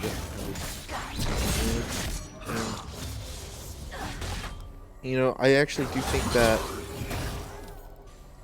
what we kind of said at the beginning about like this matchup between the top laners is kind of like going like it's starting to like, you know, go like how we both perceived, where it's actually a relatively even matchup. Like, you do have the ability to deny that Renekton dash, but at the end of the day, Renekton can just like WQ. Yeah, relatively even. Yeah, a lot of W back and auto Q forth. Did I see that flat with if? Oh, there's not a ward in there. So, and LCG actually here. just getting punished there. Oh. There's a kill over Ochizusini. I mean, really nice glacial pressure from Future, and a really nice gank. I mean, LCG is not very respectful of where the jungler could be located, so he actually just goes down. By getting a return kill, Kale is now only 15 CS or so behind. Probably picks up a plate here. This is very even now in the mid lane. Kale is starting to kind of get away with murder. This does not feel like it should be happening when it's happening in mid lane, but it is happening, so we must come to accept it. I'd be curious to see what gets purchased here. Swifties makes sense. Mid lane Kale loves Russian Swifties. Lets you take a lot more bases than you're usually allowed to take in the mid lane. That coupled with the home guards allows you to just sprint back to lane. Your W, I mean, you can take bases and miss like 1 minion, maybe even 0 if you do it at even like a halfway decent timing. But bad bases, non-existent anymore for this Kale. Just needs to try and make sure that the lane doesn't get frozen on again. That's kind of the one position you don't want to find yourself in at this point in the game. It's looking so here, but he's really Stunned a minion. Yeah, it stunned the minion. I'm not even sure if dashing is that good, but looks like he did it. That's not what you want to see in your top lane trade. Looks like that Future is brawling here, but the laner power arrived, and I'm not sure if I'm surprised Trundle for didn't extend that trade. Flash, and I mean the subjugation comes down onto Future, and it looks like that Fatal is trying to get the combo. Yes, he gets the combo, and it looks like that Future not very long for the world. I mean the ultimate is going to get burned, but nothing's really going to happen as there's not much you can do. Petrifying Gaze actually does connect with the damage onto Ticini. LC James follows it up with the Noxious Blast, and I'm not sure if you want to continue this fight for the side of Metabusters. I think that you just walk away. I mean, that's going to be the double pulverize, and it looks like that the stun's going to connect onto Tuna. He's going to be able to flash away, get himself to safety, and keep himself alive. But I mean, if you're if you're happy, you're happy. And I think that, interestingly enough, Dave died, so that happened. However, it looked like that it was. That did happen in the top lane. I think it was a curious how that occurred. Kills. I mean, I think we can just go back real quickly and see what happened. All eyes are focused on the bot lane fight. Or it wasn't actually traded kills. No, it was just probably just a raw solo kill. As what? I'm guessing just the first window here with the old W. Nice Good flash from Korn. Actually, good flash. Well played by Korn. Picks up a solo kill. It's going to be 3 plates in the favor of the Renekton. I'm curious now what the gold difference is in the top lane here off that solo kill. Yeah. Looks like that is going to be a sizable lead actually now for the Renekton. 1K. Yeah. Just a tiny bit under 1K. So, props Korn for being able to get that solo kill. Game is dead even in terms of gold right now. Dragons on the side of Project Tuesdays. Grubs on the side of Metabusters. But I would say the scaling I also favor on Metabusters as well. So a slow game, an even game. It's kind of what you want here. Kale is just looking to get the Nashor's Tooth level 11 timing. Looks like that they are just going to be starting with Drake here. As Spotting File is just hitting it. Future's on the opposite side of the map, so it looks like that is just going to be a second Drake going over to them shortly. And Yeah, it's a bit of a shame. If you're playing a hard scaling comp with Kale or something, trying to find a dragon is great. It gives you a lot more breathing room. You'll have an extra 5 minutes that you won't be worried about the enemy team getting a soul, where you can scale up. But they haven't been able to find that window to get a dragon. Instead, Project Tuesdays are doing a great job prioritizing them. So in probably 10 to 12 minutes, there will have to be a fight over the Dragon Soul, or the Kale might not yet be where she wants to be. And same for the Jinx. Although I imagine she might hit the 3-item spike on the Jinx at that timing. oh, Call at 43 stacks left. stop stash and besides trying to space each other a bit here. Then comes out. Actually, the Dominus is popped. It looks like that without the W2 stop, the Renekton dash. That was so strange to me. Yeah, I think Dave just didn't look like he even realized the danger that he was in, and so he just goes down. It also, Renekton is missing a wave under his tower during that. If the Poppy walks away, Renekton's behind. But Actually, double opts for the pulverizer fight, has he's actually dying they for are it. going in here in the bot side, and Yogi is trying to get to Tuna with the Onda Hen. It looks like he will. I mean, Tuna's trying to do everything he can. He actually does have the barrier still, but the knockup is perfect from Fatal, as Tusini has arrived, but he's not going to be able to do much. I mean, Fatal just knocks him away. He might be able to actually get a kill here, and it looks like, yes, he is going to be able to squeeze out that kill, so it is going to be a 1-for-1.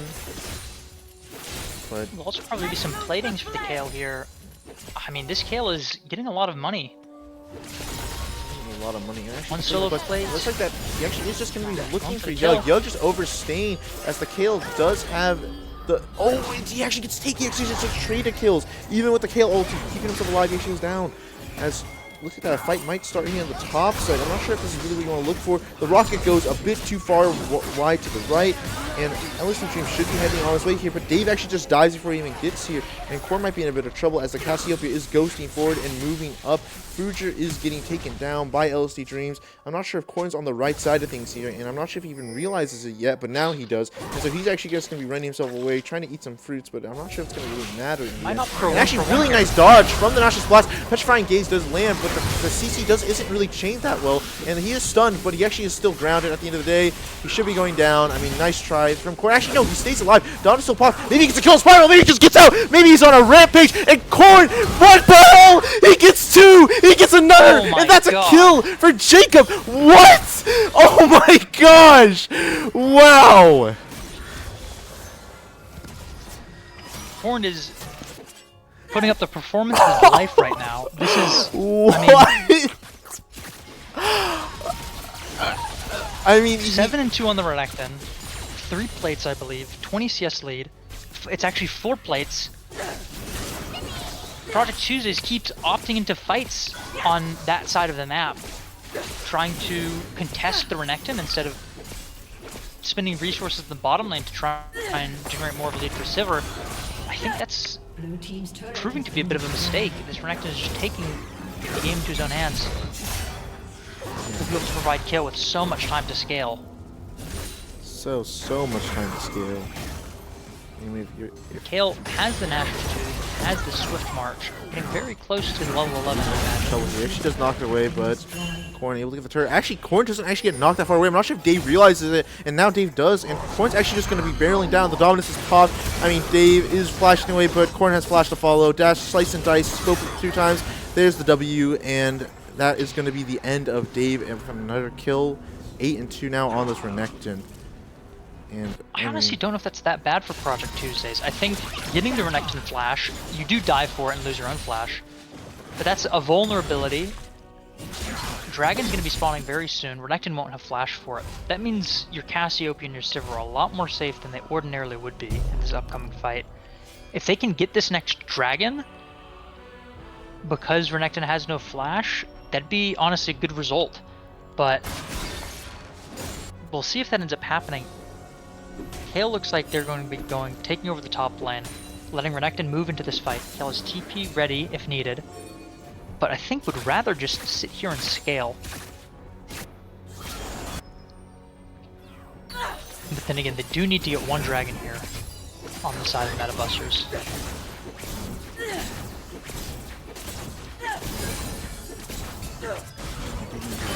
Dragon here. Looks like that Cassini now, level 11.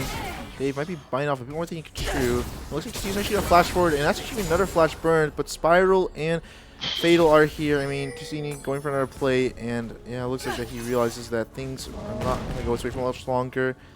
Die for the plate? I think he should have, but it looks like that he instead just going to go waste a bit of time. I mean, You can just choose to die for the plate. they there. do get the Drake. Execute? Execute. He executed. He did actually I'm completely execute. Not mistaken. bad. But however, it looks like that Herald should be traded on the other side of the map. For Project Tuesday is the opposite of what you want to happen.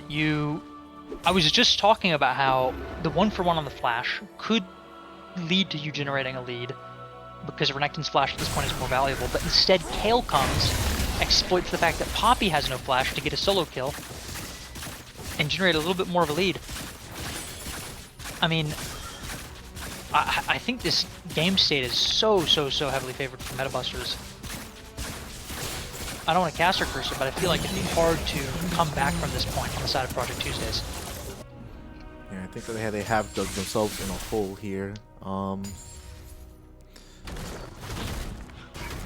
mean, they did also, like, you know, like the Trundle showed up, and the Drake was like pretty much guaranteed for Metabusters, and so now like you don't really have like that, like, you know, comfort of getting a like guaranteed, like, you know, soul point for the side of Project Tuesdays, and so now your chances of getting a soul in this game are looking a bit more dubious.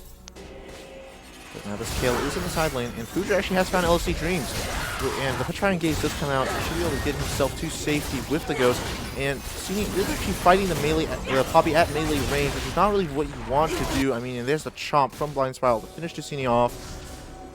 No objective, might not be any punish. Bale actually flashes forward onto Jacob, actually looking for the stun. It looks like he might find him, but the Wild Growth does keep Jacob alive. I mean, Yug is flashing forward very aggressively, and Corn is dashing forward down. He's slicing dice. LC Dreams is not long in the world. Corn is godlike. But, so it's like another, another, like, you know, just big chomp onto Tuna, Blind Spiral, making sure to keep himself very well fed. Jinx overkites, tries to get some damage and to protect the Lulu, but ends up getting caught because of it. They just ran away to try to help themselves. The damage did not deter Project Tuesdays at all. Ends up dying for the support. Doesn't have time for the support, and I mean the still like problem remains of this Renekton in the side lane. He is quite monstrous. Does have the death stance complete now, and it's going to be starting to stack. What's the gold lead at now for Renekton? I'm so curious. Yeah, it's going to be it's 3.6k. Oh my word! So he is 3.5k. Yeah, 3.5k at a bit under 20 That's minutes. the entire gold lead, and then some, sitting on the Renekton.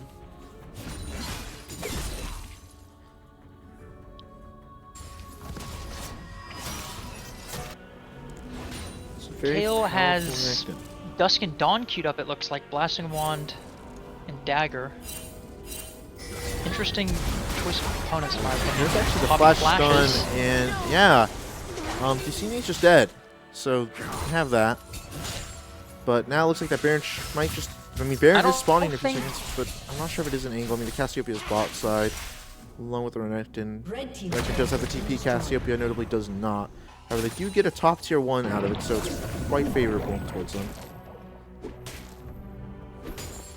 I don't think Kale was aware that the Poppy flash came up in time. Is Poppy on Cosmic Insight? It came up like 20 seconds before the Renektons, even though it was the same timer. I think that just means Poppy has to be on Cosmic Insight. She is on Cosmic Insight. And yeah, they are. Flash comes up sooner than Kale expected. Tusini ends up getting caught because of it. Great heads up play from Project Tuesdays. I think my caster curse is coming true. They're clawing their way back into the game. The gold lead has shrunk from, I think it was 4 or maybe even 5k at one point, to now only 1,500. Things are not looking as simple as they appear, and Jacob might be found out here. LC Dreams doesn't have any choice on him. Does hit him with a Noxious Blast. Might be able to follow off of it. But Lulu might be in a bit of trouble here as Dave actually does arrive. Petrifying Gaze goes forward. Tuna actually is just going to probably pay with their life instead, and it looks like, yeah, they will go down.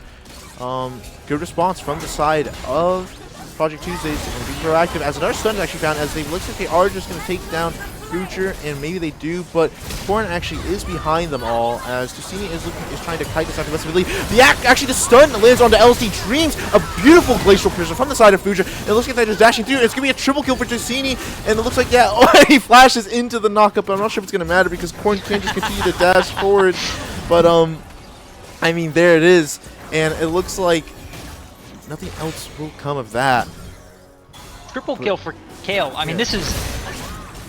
Oh, Renekton dash is over. Played, and it looks like that, yeah, Dave is just in a bit too much trouble as he has to be careful because he does have a full permafrost proc ready to be proc on himself as... Second dragon going the way of Meta Busters. Yeah, that's going to be another, you know... This game is just going so well for them where it needs to go well. Kale has 7 kills, 0 assists, exactly what I want to see if I'm playing Kale. No assists on my scoreline, only kills. On the other side, you have Renekton, completely dominating this game. Provided so much space for the rest of the team to get away with things. Has done a great job holding on to the shutdown. Can you believe, I think it was either 1-2 or 2-2 that this Renekton was earlier. Hasn't died since then. Playing very cautious, very smart.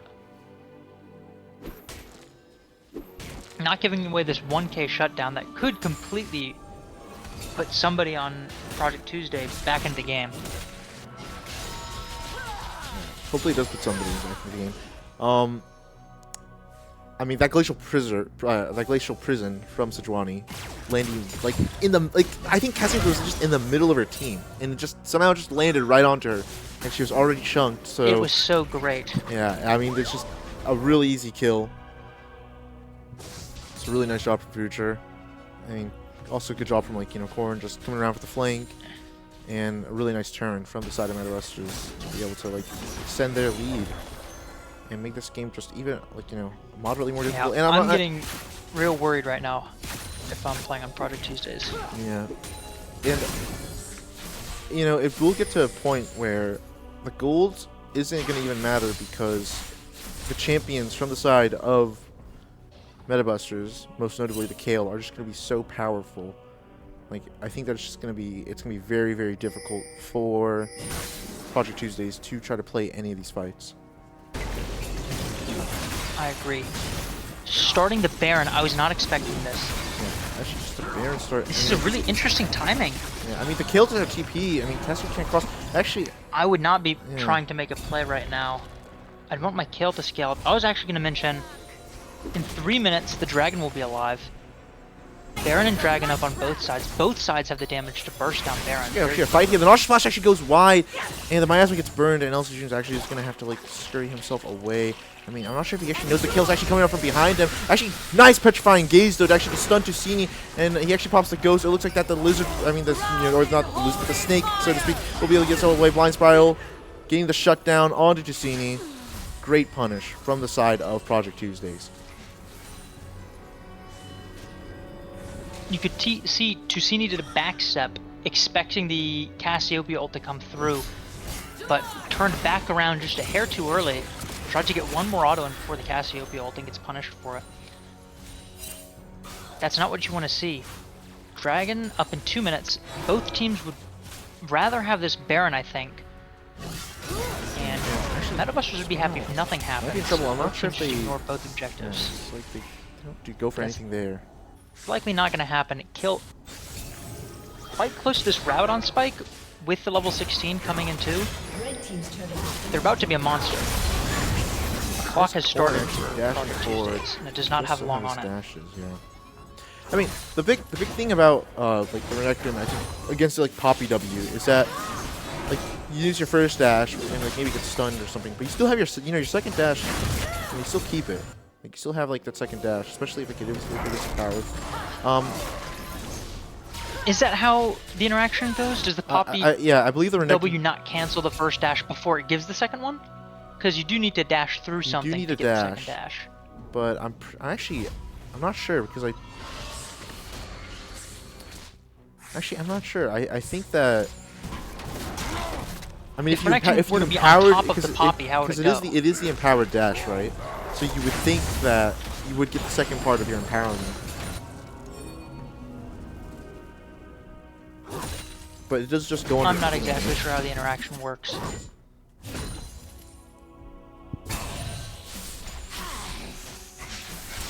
In any case, this matchup does not look as simple as one would think. And it looks like now they are starting to position for this third Drake.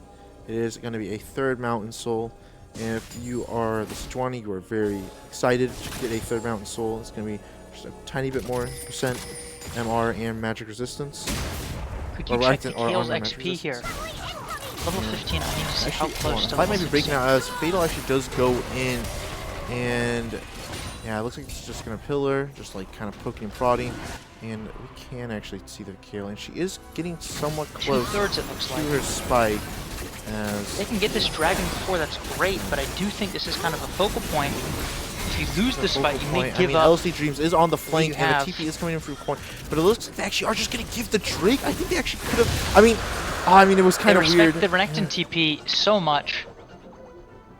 Yeah, they just back off and kind of just do this. I mean, I think it's hard to fight that, but I think it's harder not to. I think the next fight, Kale's going to have the Rabadon. They're going to have the level 16. It's about to be too hard to play this game, I think. There will need to be some massive outplays during the team fight for Project Tuesdays to get a win in these fights, I think. We all are waiting to see how this plans out.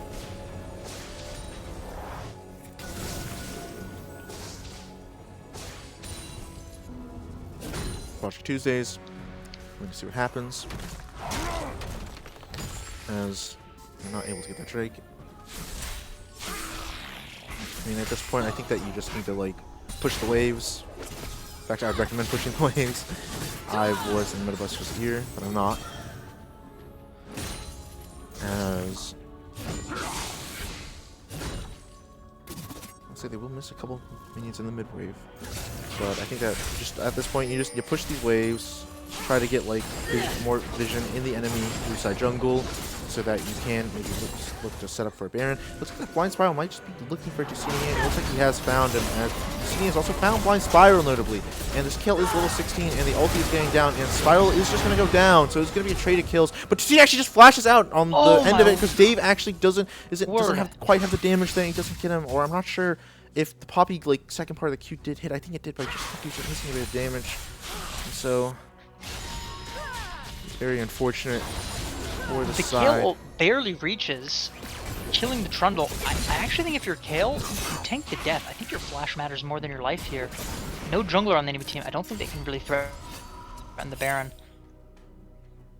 Having no flash for Baron fight is going to be a little bit scary. Well, looks like they are just going to be starting it. And he does a TP, and he's just getting himself to base, and he's going to go TP. No one is checking it yet. It looks like that LSD Dreams might be the first to find out. Actually, you might just look for Jacob instead. And yeah, they actually get the Lulu shut down, and the Baron is still alive. I mean, Blind Spiral is like not here, but actually the Baron gets stolen! Stolen by LSD Dreams!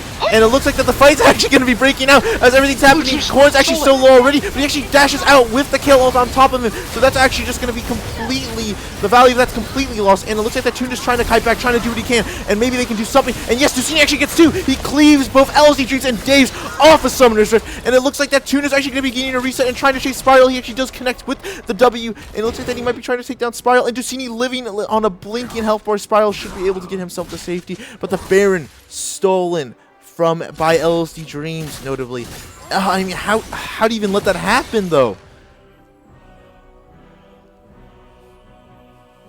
Wow, what a, I mean, I don't want to sound rude, but that was a cacophony of misplays. I think the Baron look is great from the side of Metabusters, but the Lulu goes too far and gets caught before the fight even breaks out. Sejuani smites early. There's no Trundle there. You're able to hold the smite. There's no spell that can steal it, really. If you're, just calm and you wait for the Baron to get to like 1,200 or so, just have a little bit of overkill on it. But instead smites it, I think it was 1473, letting the Cassiopeia Q dot steal it. Or maybe it was an E. Massive swing for Project Tuesdays, but the fight ends up going the way of Meta Busters, I think the game is still in their hands, even though they do lose that Baron. Yeah, I think the game still is Or at least in their hands. favor. I mean, you even saw the fight after. It looked actually decently favorable for the side of Project Tuesdays, but the Kale, just a bit too strong. And the Jinx also having items as well. Just a quick knock away for the side of Tusini. And it is going to be Soul for the side of Metabusters coming up if they can take it. And I think that they probably will be able to just... Yeah, 40 seconds. Not a ton of vision from either team. You have some wards here and there, but don't have all their this flashes. is the time you really got to get in there and get your vision set up. Yeah, don't have their flashes, so this could be a bit dicey. As Kale looks like took one extra wave, probably to get the Shadow Flame here. So is Dave, as seems far away from everything. But Cassiopeia is being zoned out by the Renekton, and it looks like they are trying to fight this out. But Future's actually just getting taken down very quickly. And I mean, that's the subjugation that we talked about. And yeah, it's just gonna be I think it's just gonna be soul their own soul point for the side of Project Tuesday's coming up. And actually, they might just try to fight this as Tusini is going in, and the Kale is so strong. And yeah, this is Super Mega Death Rocket, not gonna land on anyone, and no one really low enough health for it to really matter. And Coin is just gonna be dashing for it. I mean, he has the dominance. And the CC chain is trying to come through, and they're all walking into my ass with some damage is coming. But no, the Kale damage is just too much, too large, and coming at them way too fast. And they're just gonna be ace for the side of Metabusters. I think that's just gonna be it for the game. I mean, looks like they're just pushing the bot side as Tuna does pick up the soul. Yeah, I think that at this point in the game, they are just Despite outscaled. getting the pick on the jungler, the Kale is 4 items. The Renekton's extremely fed. Jinx can get resets off of those two's lead. And they used, I think, all of their ults, or at least 4. I know Poppy didn't have the ult for that fight. So, Metabusters are still able to play the fight. And it looks like they might just be closing out the game here. I don't think Trundle's going to be able to solo defend.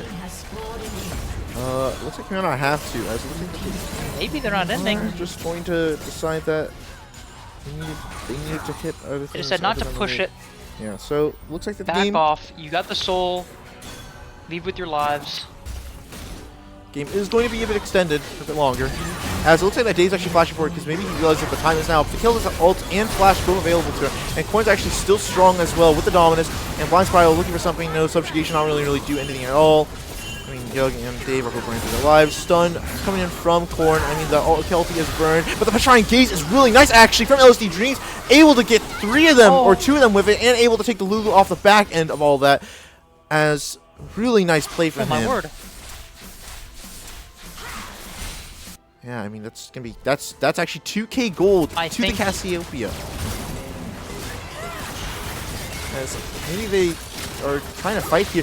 As it looks a bit dangerous, and yeah, it is a bit dangerous. As it looks like that Tuner's just right-clicking forward, and this a bit too aggressive. I mean, so much back and forth. Yeah, so much back and forth. I mean, Metabusters decides not to send the Jinx to end the game, just to secure the soul.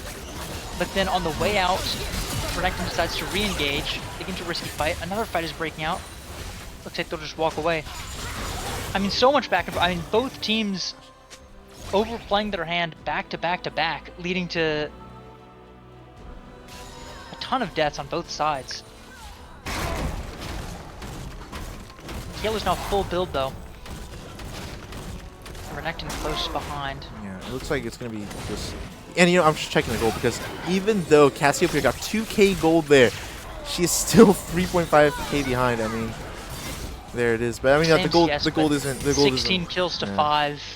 Kale has gotten so many platings this game as well. If I'm not mistaken. Look at that. Position for something. I mean, Kale is on the bottom side of everything. So. Wave still continuing to be pushed as Fuji actually looking to cancel the base there. The base is canceled. And so yeah, there the push is going to continue from the side of Tusini, and they are trying to chase the Renekton out, but they can't really do anything. And TP coming in doesn't get the cancel in time. But yeah, the cancel doesn't come through. And so, but Tusini's actually behind them. Well, not sure if he's on the right side of things. He might be on the wrong side. And it looks like that he actually is going to have to burn the ult immediately to keep himself alive. Superman Never comes down, but it's not going to land on the person. But he actually just kills LC Trees because that's the kill champion. And maybe you have a pocket of aces, but we have a full house. And it looks like that they're going to be taking them down. Taking out Corrin actually falls at the end of it, and they actually are not able to find Blind Spiral in that fight. And it looks like that it is just like, you know, another standoff. Young's still full HP, but Fuja flashing forward, notably getting the reset for his Jinx. And Tuna is opening up Blind Spiral, trying to do everything he can. Can he do anything? He actually does take down Jacob, and that looks like to be the end of the game. I don't think that Dave's going to be able to really do anything about this team. They're just going to auto-attack the Nexus. I mean, yeah, the Glacial Prison is going to come through, keep the Poppy CC up, and end the game. And that's going to be a 1-1 series for us. So there you go.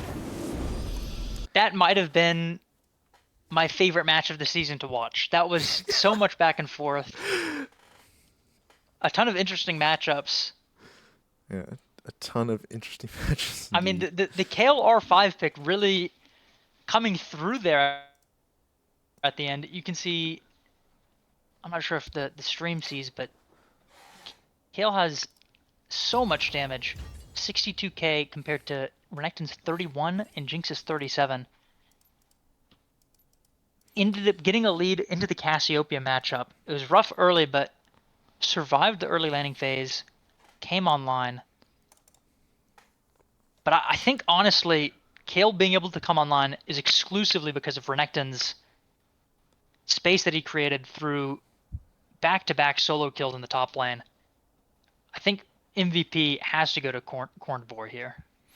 Yeah, I think the MVP is just Corrin. I mean, the Renekton was a complete like monstrosity, like in that mid game especially.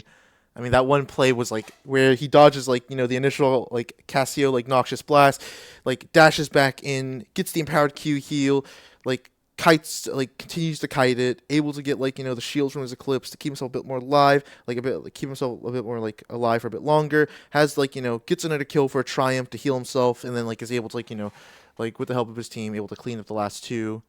Like, and that 1v3 was very crazy.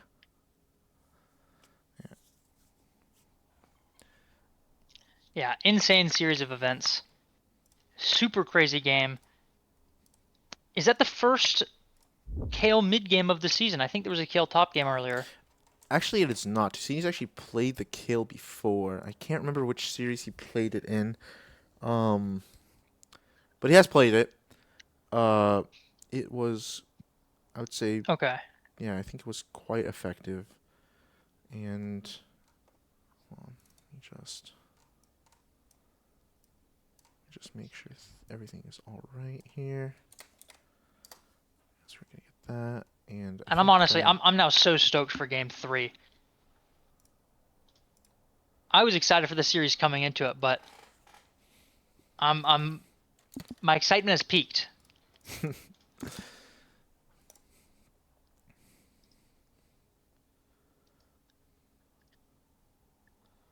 things are going good, and it looks like that. I think that Project Tuesdays has decided that they want to go back onto Red Side. So Red Side being favored by both these teams this series so far. And it's worked out for both of them as well. I mean, it makes sense. I mean, I think the R5 counter for both teams is like definitely like something that's just highly valued. Yeah, you put a lot of emphasis on how important the mid lane matchup is, and getting kind of the advantage through draft by holding R5 for it. I don't think the priority picks that we've seen from blue side, like the Poppy, have been bad. I think the Poppy still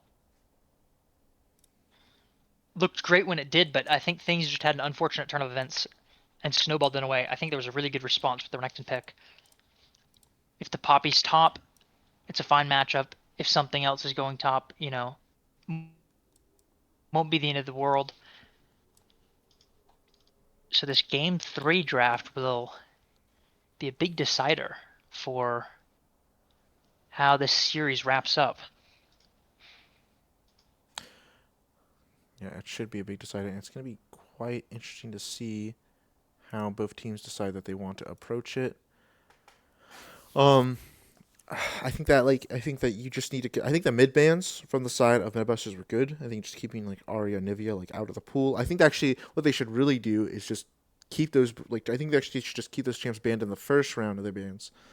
I think that'd be very effective against the side of Project Tuesdays. I mean, they like actually letting support drop for Metabusters also wasn't that bad as well. I mean, they found the Lulu. Previously they I think did that was like yeah.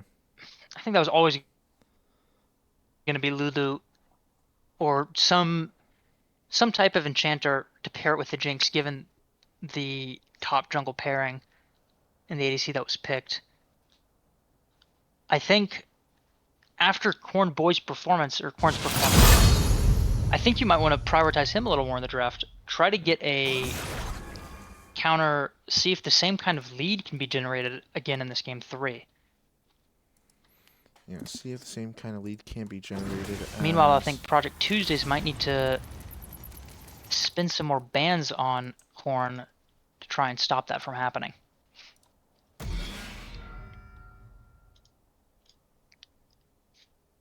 So far, some bans we've seen already. They've opted for the Vayne. And back to the Anivia. So Ahri is left open. Will Metabusters take it away? Tuesdays keep the same bans that they've had throughout the series. Or actually, no, they put priority on the Aatrox now, and previously it was the Zoe. So they do adapt more to Corn's champ pool. And Metabusters do take the Ahri away from LSD Dreams. Yeah, taking away the Ahri, pretty good idea. I mean, that's like one of his favorite champions. Like that, where you also like prevent him from like I mean, you also not only that, but like you save the ban, so you're able to keep like the Vayne and the Smolder away. So not a bad plan as long as someone can play it. Of course, that is like what everything really does hinge on. And we do have the Nocturne being picked up for Blind Spiral. This is actually one of his favorites. So a comfortable champ for Blind Spiral. I think that's probably a good call. I think you definitely do want to have him on a comfortable pick this game.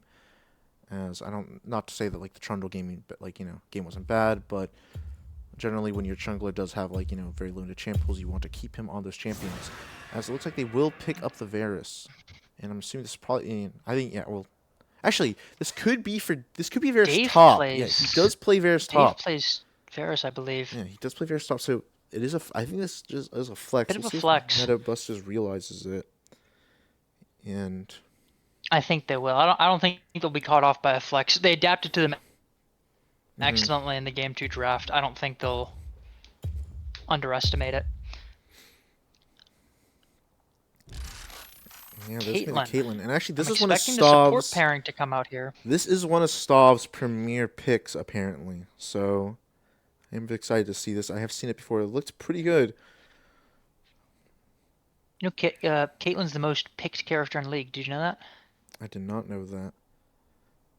I'm assuming that even more Just so looking after at some Arcane. stats with Chris. Yeah, that could have given it a boost. Caitlyn Milio. Not the pairing I see most often. However, the Milio ult really good into Varus's. Yeah. And the Melio W as well, giving you like even a bit more extended range on top of you having the highest range in the game. So not too terrible. So yeah, you can do some really messed up stuff with a little bit more range on Caitlyn. a little bit more range. Play enough Air and Mayhem to know that if you get scopiest weapons, it gets really unfun really fast. Yeah. Milio W will be doing that. Is the Malphite. Yeah, Malphite is the pick. Oof. And actually, I think Malphite's. I mean, it's just Nocturne and Malphite. Yeah, Nocturne Malphite. This is a scary game to be playing a ranged champ. Yeah, very scary, and it looks like that. Even though Stav is on one of his comfortable champions, he might be running into one of the issues that he ran into last time I watched him, which is he did just get dove consistently over and over again on repeat, which was not fun for him. And it looks like they're going to take away Zaheen from Korn. So that's what they're like. It looks like they might just be targeting more of his top champion pool. Yeah, I think that's the correct adaptation to make after game 2. Especially when you're Arthur. I think generally when you pick a character on R3, it's best to use the R3 slot and the upcoming bans that you have to pick something that potentially has 1 or 2 key counter picks that you're scared of, and then just getting rid of them. And that's exactly what they do. They say no Zehen, no Silas. I actually think Mordekaiser would be a really good pick now. I think Mordekaiser would be a really good pick now for Metabusters if they're able to find it. I think Corn actually does play it. I still think it's a little hard. I think it's great in the lane, but I don't know how great it is in Tavares. Nocturne has the spell shield. Can't pick Malphite out from his ult. I don't think it does a good job protecting the people that need to be protected. I'm not sure what you do pick here, but I think Mordekaiser, in my opinion, sells your Ahri and your Caitlyn that you already have too much. I think you need to pick something to help the Caitlyn in this position here. Project Tuesdays opts for the Galio to follow up with their dive when they use Nocturne ulti and Ornn. Malphite ulti. Ornn picked for Corn. Yeah, it looks like Ornn for Corn. So yeah. I mean, I think this is. Oh, I'm seeing a Camille R5 here potentially. You send the Malphite jungle. Oh no, never mind. Or the Malphite. Well, you mean you'd have to send the Malphite support. The Nocturne picked. I completely missed it. I for some reason thought that they had the support instead of the jungler picked. Kindred Future. Actually, that is actually I actually like that pick. Very interesting. I think that is a good pick here. I mean, like you can on paper, it's another vulnerable marksman, but the ult, if you react in time, can potentially time it with the Ornn ult. They're gonna pick Gwen. So I guess that they are gonna send the Malphite support. We're looking at a Galio support, I believe. Yeah, they look or Malphite support. You think? I think it's Malphite support because I know LOC Dreams plays the Galio mid. So, I mean, there's so many things it could be. I mean, a lot of flexible characters. It could be Varus mid potentially. It's not a bad pick. I mean, Galio could be. Yeah, Galio could be support or mid. Can go top too. Kage plays a mean Galio top. I mean, just so many characters. Kage's obviously not in this game, but just saying that the character is not locked into playing mid or support.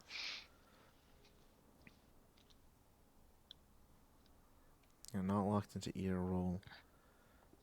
And it looks like I don't know who's draft. I mean, I think Project Tuesdays looks like the easier to execute draft this time around.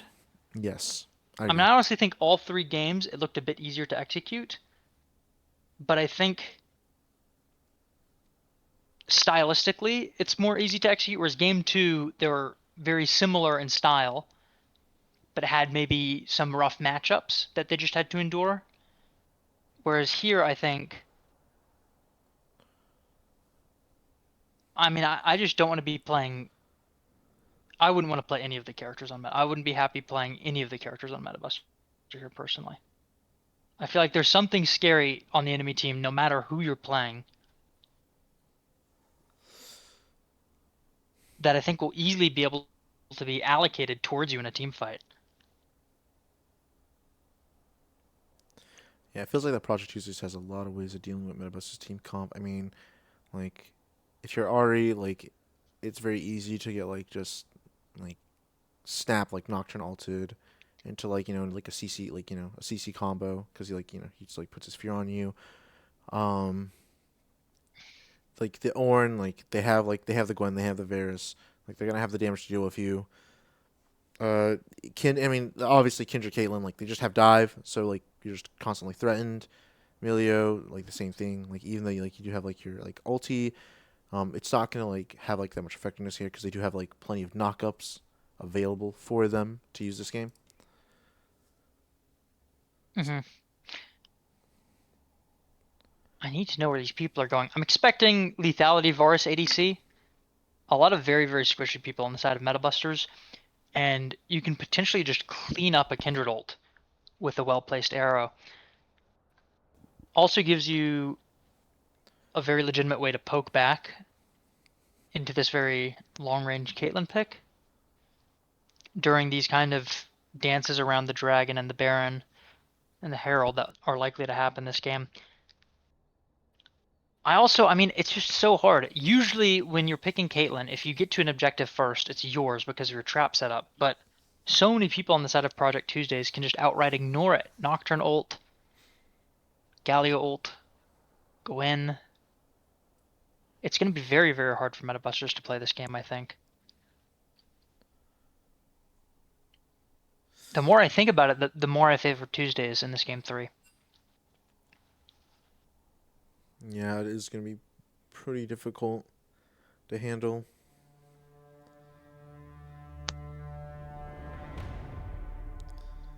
I actually, yeah, I'm kind of like thinking about the like more and more. I think that this is going to be definitely Project Tuesdays has the easier side of the comps. I mean, you have like so many like you have like a lot of ways where you're just like you don't feel like too threatened. But I mean, I think Gwen is honestly like just kind of like so hard to deal with for like Metabusters. She has like her W is just really good into like she's just really good into all their champs. Like there's like no one on their team who like can really like go in like like close to the Gwen and like duel her like in like melee range like very well. I mean there's a lot of champs that can't, but I mean like Metabusters has champs that kind of like suffer a lot like when they are like even like remotely close to the Gwen. Yeah, I think honestly, the Gwen in hindsight is something that they should have been thinking about. If they were thinking ahead in their draft, they would have kind of known that they were going to try and opt for the Ornn or something similar, and the Gwen just completely dismantles their team, as you said. So I would have loved to have seen that banned. I think being worried about LSD Dreams picks is something that makes a lot of sense. He's had a great performance in all the series that they've played. I mean, everyone has. That's why they're 4-0 so far. But yeah, I mean, I just think this Gwen pick is so high value here. Really great R5. Yeah, Which really might great just take R5. over the game. Might just take over the game. And we should be getting the game in around 2 or 3, or I can just tell you we're going to get the game in a bit under 3 minutes. We'll be in game. I mean the Galio. I mean Galio on top of like Nocturne with like Malphite ult as well. It's like super nice. Actually, Poke Varus probably is the way to go this game. I don't think that it's, like it really needs to be your job to like do damage to the Ornn. I think the Gwen has it I think the covered. Gwen covers it, yeah. I mean, Gwen does just so much for you. Like just play at like super far range with Poke Varus, poke them out. I also think calming into this team is going to be so hard. Nocturne always is problematic for comms. People need to be very aware of where the rest of their team is, but after Nocturne ults, you can't see that for yourself. But there's going to be a lot of chaos with the Galio ult and the Malphite ult coming in on top of that. And if Varus Air is another spell that people need to be able to separate from properly, but Nocturne ult, I mean, just so much about Project Tuesday's draft is just so hard to play against for so many comps. But I think especially into what Metabusters have drafted. I'm just a heavy favorite for Project Tuesdays in this game 3.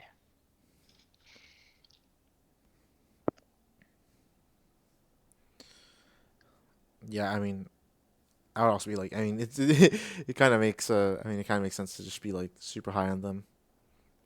I mean, so far even in the season, like they've just proven to be like, I mean, like the best team, is what I would say.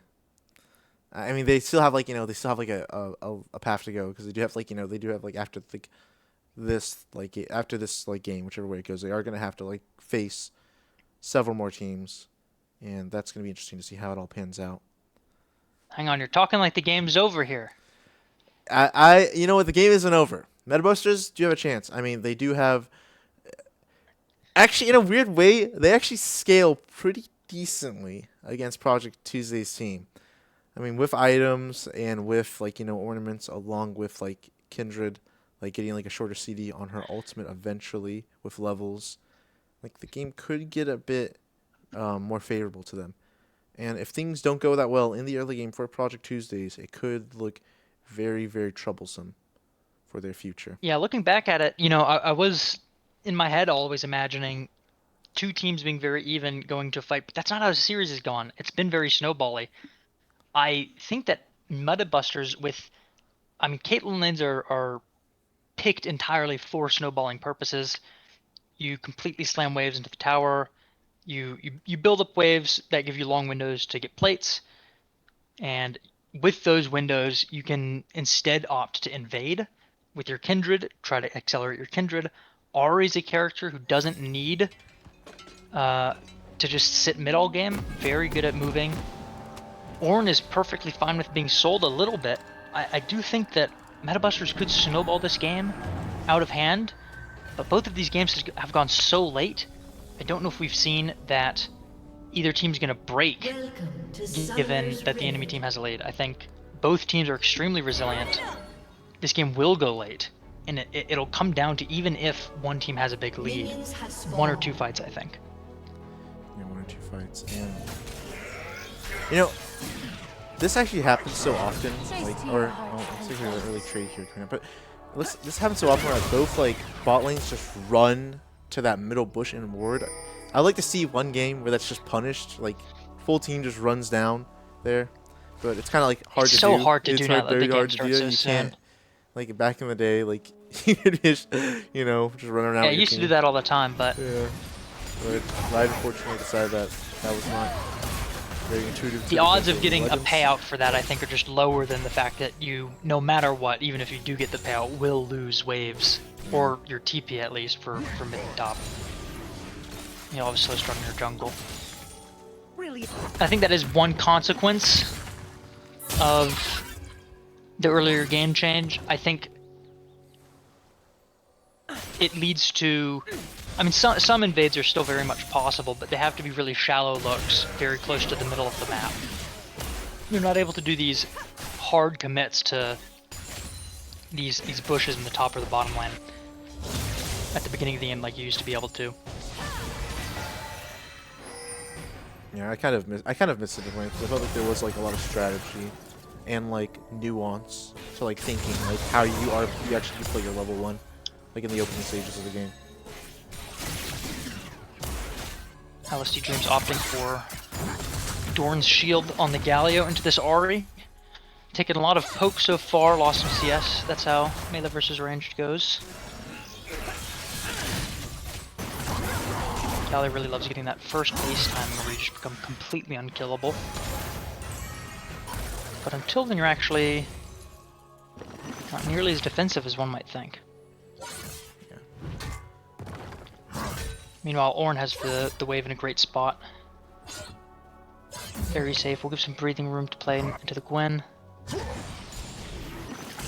Bot lane has already taken a base on the side of Meta Busters to get an early call.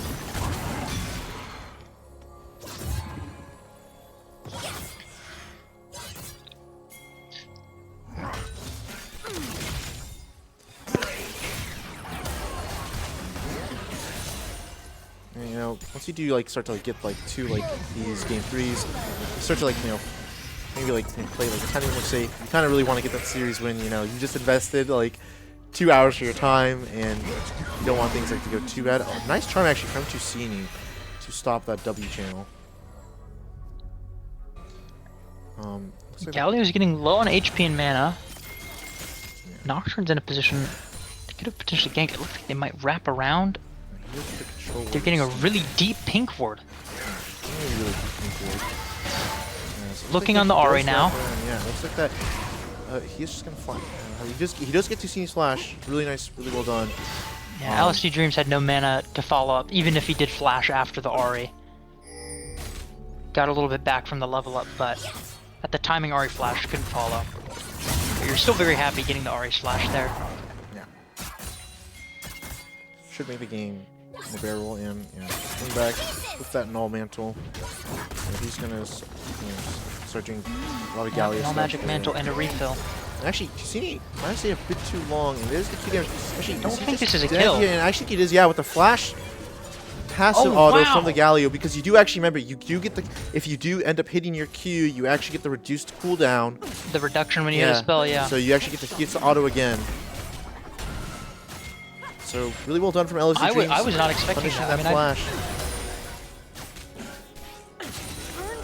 I honestly think Tusini might have gotten a little overzealous, trying to trade. You're going for the base there, so if you get to trade away some HP, you know, it's like you lost nothing because you're basing and you're filling up anyways. But the risk is if you do end up dying on that trade, give up a huge lead. And Galio's in a great position now, down a lot of CS, but the kill makes up for some of that.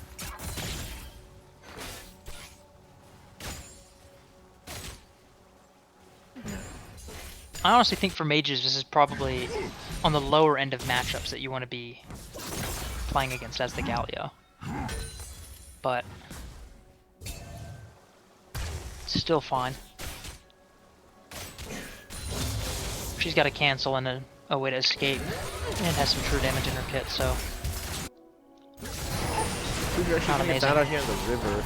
LC Dreams actually does have the ultimate to join. Fuji's actually flashing away from that. Blind Spiral actually walking way too forward, way too aggressive. I think Tucci should be able to chase. He actually doesn't have the flash to get the damage. He actually might be able to get the Q on the end of it. And oh, he misses that. Actually barely still. Blind Spiral actually lives. Oh my word. He actually lives. And LC How Dreams does actually Nocturne get gets out? Oh, the flash Q stuff was not what you wanted to see. And they're not getting anyone. I don't even think do they get LC Dreams here? I mean, I think they do maybe. I think he's actually getting the blast. He actually should get himself the CD. Oh, they get electric pro. Okay, they get one. It's caught. They get one. Oh, It's a little too far to try to save the Nocturne. How did they? I mean, I feel like LC walks Dreams into the bush, into the incoming Caitlyn and Milio, but then Caitlyn and Milio for some reason back off, which leads the Ahri to backing off, giving the Nocturne a window to wrap back around the wall that the Ahri was guarding. Playing cat and mouse, a little bit of Tom and Jerry action. Yeah. Manages to escape. I feel like Ahri needed to be just mashing R to get out of the Galio W, and I think he actually would have just killed Blind Spiral there. Like, I think like he just Did run out of charges eventually. Looks like actually just the needlework is popping. We'll call the force guard comes through, and the needlework just gets sent sideways. But I'm not sure if it matters. And no, it doesn't. As Dave does get the kill. I mean, that is the matchup. Like he did send Link his second by his needlework sideways, so it looked a bit suspicious there. But Doesn't matter if your ult is completely off the mark. yeah, doesn't matter too much. And it looks like that the Nocturne just pops his. Deterring the Kindred, I don't think it was needed, but better safe than sorry here. Looks like Kindred's gonna hold away for the Ornn though. He's gonna hold away. And actually, nice talk on what to do. He's gonna get a really nice trade again. As this matchup is gonna get a bit more favorable. I mean, once the Galio does complete his Hollow Radiance, he's gonna be feeling really nice with the wave clear coming from that item and along with stacks. Yeah, nice view. A nice tilt over Peacemaker. To land onto the Varus. And Yogg, notably with this poke build, will do something. Something I'd like to point out, I think in both of the first two games, the ADCs on either team opted for a cull. Both teams, rather. This game, it looks like only one cull is being purchased. Oh, -1. -1 indeed. I never miss. So far as opting for a little bit more early strength, don't go for the cull. Instead, you're looking to get this early lethality time. Actually, the Assault Poison is burned, and actually, Jacob's just blown up instantly, not even able to just, I mean, he did just like, react to the ulti, but it just wasn't enough. I mean, he wasn't able to pop the heal, and actually able to get a really nice trap placement onto Fatal, and it looks like, yeah, he's going down. Fuji getting that kill. I'm not sure. I don't think he has a Bit of an mark on him, overstep. though. You just used all of your cooldowns to get the kill on the Milio. Looks for more, but Fuger's there to respond. Picks up a kill in response. And Blind Spiral didn't have that ulti to actually join that fight, so It's coming up soon, notably. yeah. We'll be up in time for the dragon fight. Or it might be up in time to take down Gustav, and I think it is. I mean, the ultimate's up, yeah, it pops it instantly. I'll call the Forge Guard actually comes through. I'm not sure if Dave's actually safe here. Actually does a really nice flash to get away from that call the Forge Guard. And Spiral actually not able to get the kill on the Tuna. The flash forward actually sidestepped from Stav as well. And so there you go. He actually is going to be able to live there versus that. And he gets a flash and an ulti out of the, like, flash out of the Varus and an ulti out of the Nocturne. Really well done from Stav on the Caitlyn. So many close fights on different parts of the map. The fight with the Ornn, I think, was ambitious. If you get the kill there, you get a lot, but I don't think you really need to look for that. I think there's a lot more risk in getting the Gwen ahead than there is benefit getting yourself ahead there.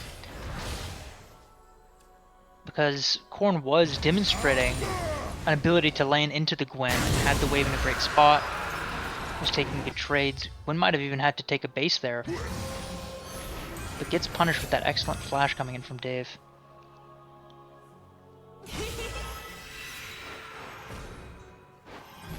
And the CS lead is massive, the plate lead. I mean, what's the gold lead looking like top for the Gwen? Large, yeah. Looks like he's 1.5k up. Oh my word. It is 10 minutes into the game, so things might go from bad to worse here, as the Ornn does not have that much farm. But there are leads in other lanes. I believe the Ahri does have, should have a lead of the Galio. Yes, she does. Nice. Small trade coming up from C.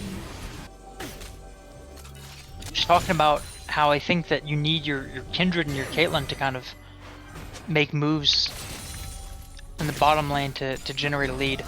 But I feel like that's not really happening. Dead even in the bottom lane.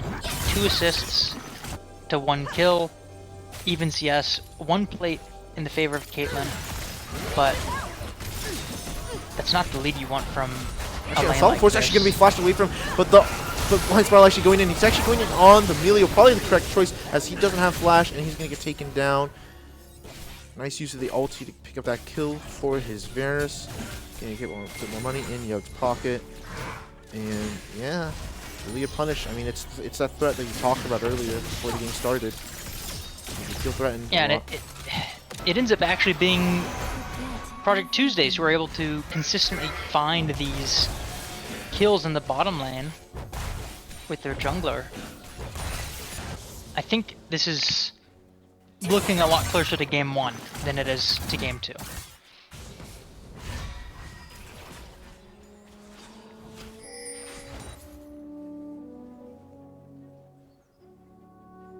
Yeah, unfortunately, there is no. Can't pick Renekton again, so. Yeah. It is fearless draft for this season. Spice up the games a lot, but it does lead to people not being able to just pick these kind of stable picks, and they're also able to have great showings on Kindred moving forward on the Gwen. Getting a crash for the Ornn denies a freeze, which would have been doomsday for Ornn in the top lane. Blind Spiral, not gonna look for anything particular, as Fuger was over the wall, so not gonna see him out, spawn out to cancel base. Looks like a lot of pressure on this bottom lane turret. Should be able to get some nice plates for Yug and Fatal. I'm not sure if Kindred's been able to get a mark. I haven't been checked. Let's actually check. Oh, now she's actually at 4. Wow, really well done. So 4 marks for the Kindred. Actually, I think that the Malphite kill was actually a mark. So it is really nice for Fuger. Trinity Force from the Kindred. Is that I believe that what is. you typically see Kindred's build? Yes, I believe it actually is Trinity. Oh, it looks like Deep we're rock, going to talk about it a bit more later. Yes, the fight does break out, and Stav, no flash, so he's actually going to get taken down, and the Train of Corruption is actually going to land onto Jacob, so he's actually going to be falling shortly as well. That's going to be 2 kills over. Future here, a bit too late, as not More really kills in the bot lane for the Varus. more kills. We've got more brawling up here on the top side, but it doesn't look like that there's anything that Corn can really do. It doesn't really give me a fair fight at all, and I think that Dave prefers it that way. Yeah, on the Kindred, it does look like its Trinity Cleaver, I believe, is a typical kind of bruiser play style, but I honestly, sometimes you see more of a marksman style come out. I was expecting that. I was expecting to just ult the initiation, pump as much damage as you can before the ult ends. But I do think this will lead to more skirmishes being able to be taken in the early game. Hopefully we can see one nice work flash out. charm actually from Tusini actually to land on the LCG. Pops the own heroes, enters to try to keep himself safe. I'm not sure if he will keep himself safe. No, Future actually gets that kill. But Dave has arrived, the needlework comes out, but so has Corn actually. Call of Forge Guard might be able to come down. Another nice charm from Tusini. Call of Forge Guard going far, and actually he's going to actually force out the flash from Dave to keep himself alive. Really nice pick onto LSD Dreams in the mid lane. As try to keep himself alive. There was a shutdown on the Gwen if they were able to get it, but the flash makes her too evasive, able to escape the Call of the Forge God.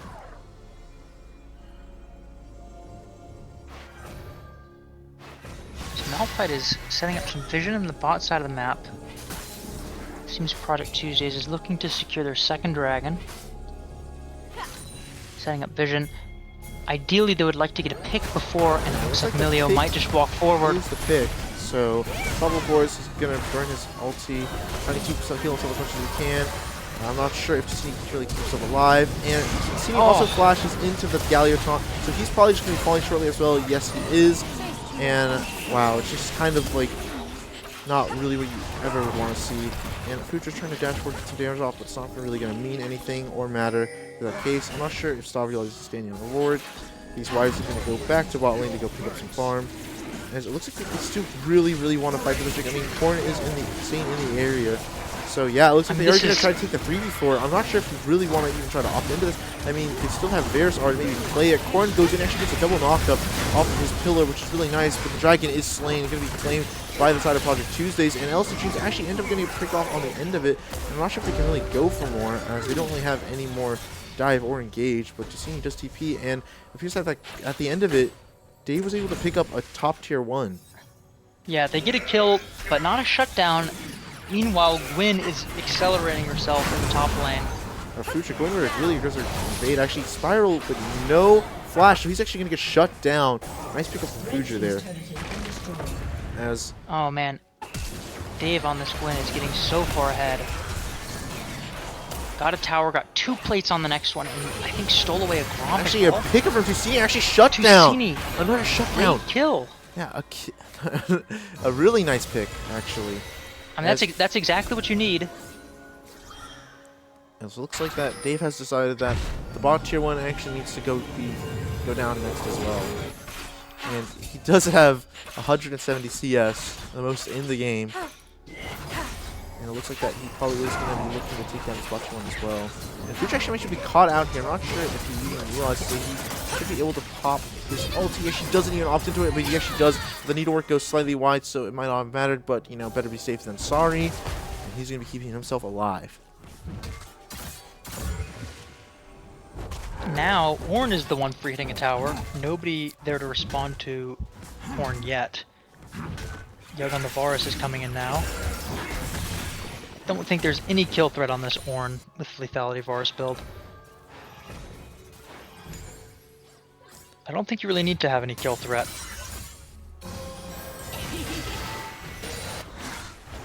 Just clear out the waves, extend your lead slowly but surely. I will say, compared to the first 2 games, the first dragon was taken much later. The 3rd dragon is going to be spawning in 3 minutes. In game 1, that was the 4th dragon, spawning at the 21-minute timer. So, not as much pressure to get locked into a fight yet, but it's definitely building to that point.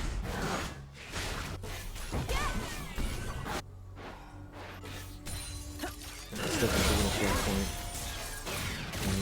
Actually, I just want to see how much gold Dave has. He actually lost his bounty, so that's what he thought. Actually, yeah, he's 7.9k. Very far He's ahead. lost the bounty because the gold is actually even.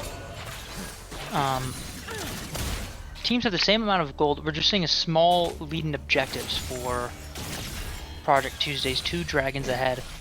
But I also think both of us agreed that the draft is a little bit Project Tuesday's favorite. I just don't think this Gwyn is going to be able to be matched or handled by anybody on the side of MetaBusters. Gainer a Herald. I think, Gainer a Drake.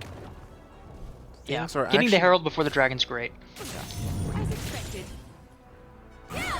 things are definitely looking up, actually, for the side of MetaBusters. Yeah, very, very close game. I'm actually curious how the gold is so even. I guess it's all consolidated on this Kindred. And Ari also has a massive CS lead.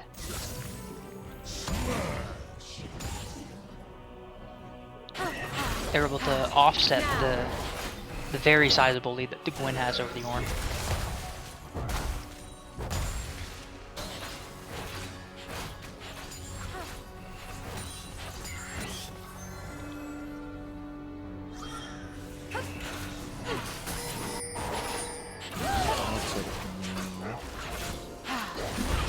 I think we're coming out of a bit of a lull state.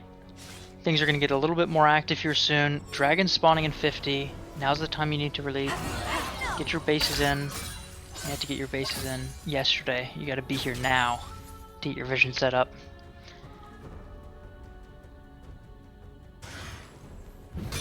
It seems like MetaBusters is going to be conceding control of the river. This Blind Spiral walks in, starts clearing some wards.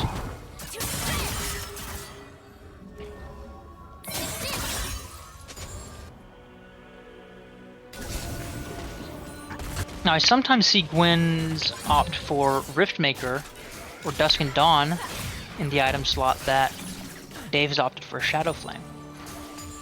Do you think that's the correct call here? I mean, I think it's fine because he's ahead. I think it's fine to go for like stuff like Shadow Flame. When, like, I mean, it's probably not the most gold efficient, but I think when you're this far ahead, I think it's you get the value. You do get the value out of it because you're doing so much damage. As the fight actually does break out, and it looks like that Ari's going in with the Unstoppable Force going on and actually taking out stuff instantly. The Charm actually does end up being on the tail end of it as Pooch actually steals away the dragon and notably trying to walk forward, actually able to get a kill onto the Varus, but the ulti is keeping him alive, and it's actually doing a lot of work because the Gwen damage isn't coming through. Another Charm actually goes through, and actually that's going to be a pickup onto Blind Spiral, but you know they don't really have that much damage left as it only is, as Tusini actually is just going to be taken down by Dave, and it really only was Corn and Jacob both there trying to fight, and I think Jacob actually maybe could have, I think Jacob actually could have like tried to like play that a bit longer, but I mean it was just really hard, and I mean this Gwen is so strong. The Shadow Flame actually does get the value there because you know you are able just to kill the low health targets very easily with it. So well done from Dave, able to keep that a 3-4 for his team despite the Drake getting stolen and 3 of his teammates going down. However, Fujer also putting a lot of work in that fight, able to get the ulti and able to get a lot of work done around it. Yeah, I agree. Both teams kind of late stage picks, the Kindred and the Gwen, showing their strength here in that fight. The Kindred keeping people alive. Kindred gets the dragon and also picks up multiple kills, I believe, during that fight. And then the Gwen completely cleans it up from, it's not really a flank angle, kind of just walked in. I do think it's a bit unfortunate. I think LSD Dreams was just outside of the bush. Nearly got a pick on, I think, the Ari and the Kindred before the fight broke out. It wasn't quite standing in the bush, so the taunt didn't connect. They were able to see it and just walk away. Had that happened, I think that this would have been a clean fight for Project Tuesdays and would have ended up resulting in them reaching Soul Point. Yeah, and now at the end of it, Dave does just have a Rabadons. So, and there it is. Yeah, full Rabadon's purchase, I believe. Don't think any components were being sat on before then.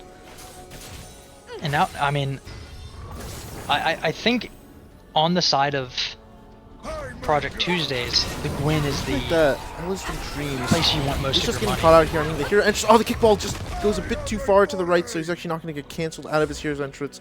Able to get away to safety to his teammate. Well done to him. Yeah, good presence of mind to ult away there. Don't give over a free kill. I think it's a bit of a lull state. I don't think much would have come from the death, to be honest. Maybe they can look on the Herald, but honestly, I think that's still a bit hard. But nothing's coming from your death. That means you're not going to get much from your ult, so no reason to give away a gold lead.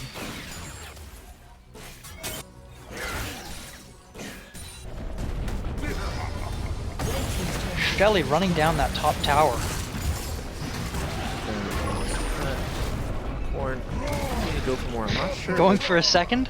Yeah, looks like he is. Don't think Galio is going to be able to punish this Ornn. I think neither of them hurt each other at all. It's actually kind of sad to watch. Actually, the fight was just happening here. It looks like that Jacob's just caught, so he's going to be going down as the Paranoia is popped along with the Unstoppable, forced to take him down. And I'm not sure if LC James even wants to continue this fight. He actually probably is just continuing this for his team, as it looks like that Fujo's going to be dashing forward, looking for a kill. They actually do take down Fatal, and Young trying to flash to save his support, but he actually ends up taking extra damage and getting taken down by Justini himself. And it looks like the fight here actually isn't going the way of LSD Dreams, as he might be in trouble, as Courtney is continuing to go forward, continuing to proc, and continuing to just keep using his hammer, beating down LSD Dreams. He does. And Blind Spirals actually has arrived, but so has Fuja, so Blind Spirals going to have to try to run and get himself to safety, and then might not be able to as Fuja continuing to walk forward, continuing to use his Kindred abilities to take him down, and it's a complete disaster class for the side of Project Tuesdays, not what you want to see at all. I mean, really great for Metabusters. Winning 3 different engagements, all of which happened away from your Gwen. If you're playing on the side of Project Tuesdays, you just need to recognize that Gwen is going to create a lead wherever she goes, so you just need to let that happen. You can't make anything happen before then. Metabusters recognizes this, makes a play on the other 2 parts of the map where Gwen isn't, picks up 4 kills because of it, and loses, I think, only 1 player in exchange. And it looks like the Riftmaker I'm anticipating is going to be what this Haunting Guise is building into.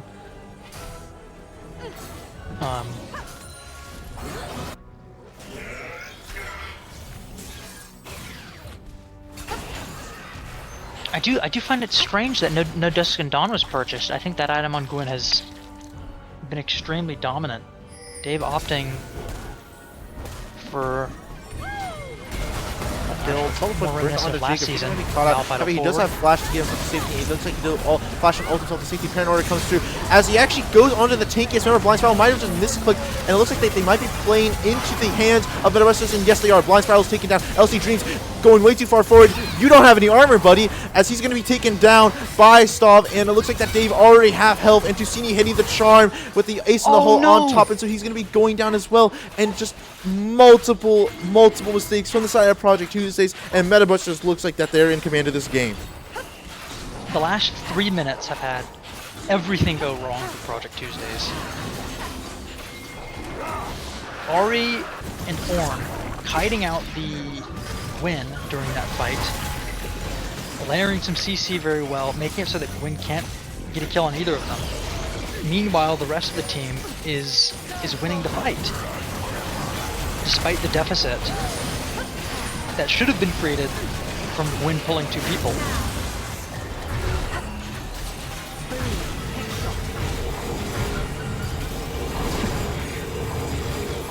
These ornaments have to feel so nice. They're on like all the items that give you like the maximum value of that like little extra stat, of like or like a specific stat.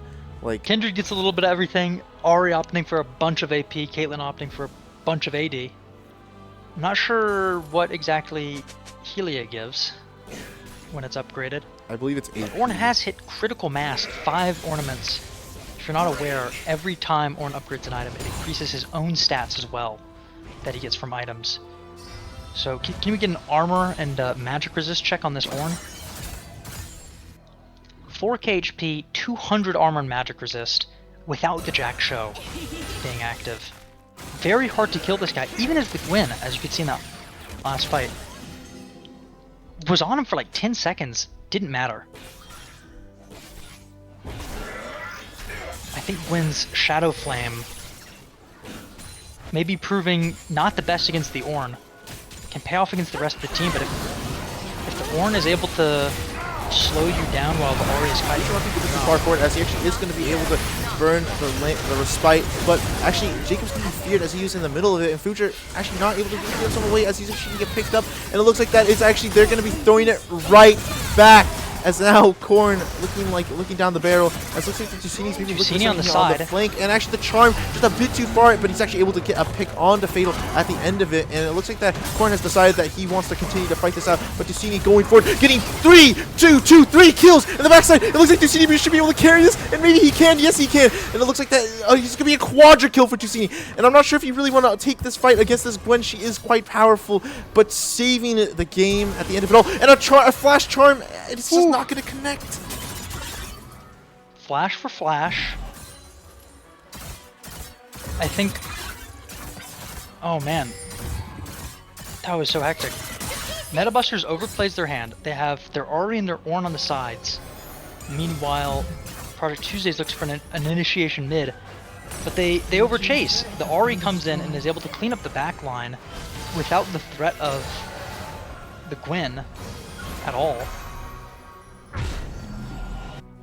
Ends up finding 4 kills, and I'm horrified of what she's about to be purchasing here. Finishes the Void, just an amp tome, okay. How much money left in the bank on the RM? I'm curious. Are they close to an item? 73, okay, that's all they have. I was worried Ari would be close to getting a Seeker's Arm Guard or something as well. That would make it much, much harder to play into this champion. Yeah. And Dave actually does have Rhythmic in now. So he's as strong as he can.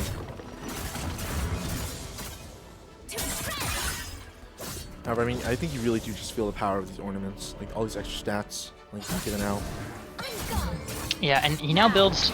Is it called Protoplasm Harness? This new lifeline item that gives you Surge of Healing based on your armor and magic resist. Really great on Ornn. Once again, getting extra armor and magic resist from the kit. Jackshow boosting that further. I mean, I think this can potentially heal like 1,500 or something in a fight.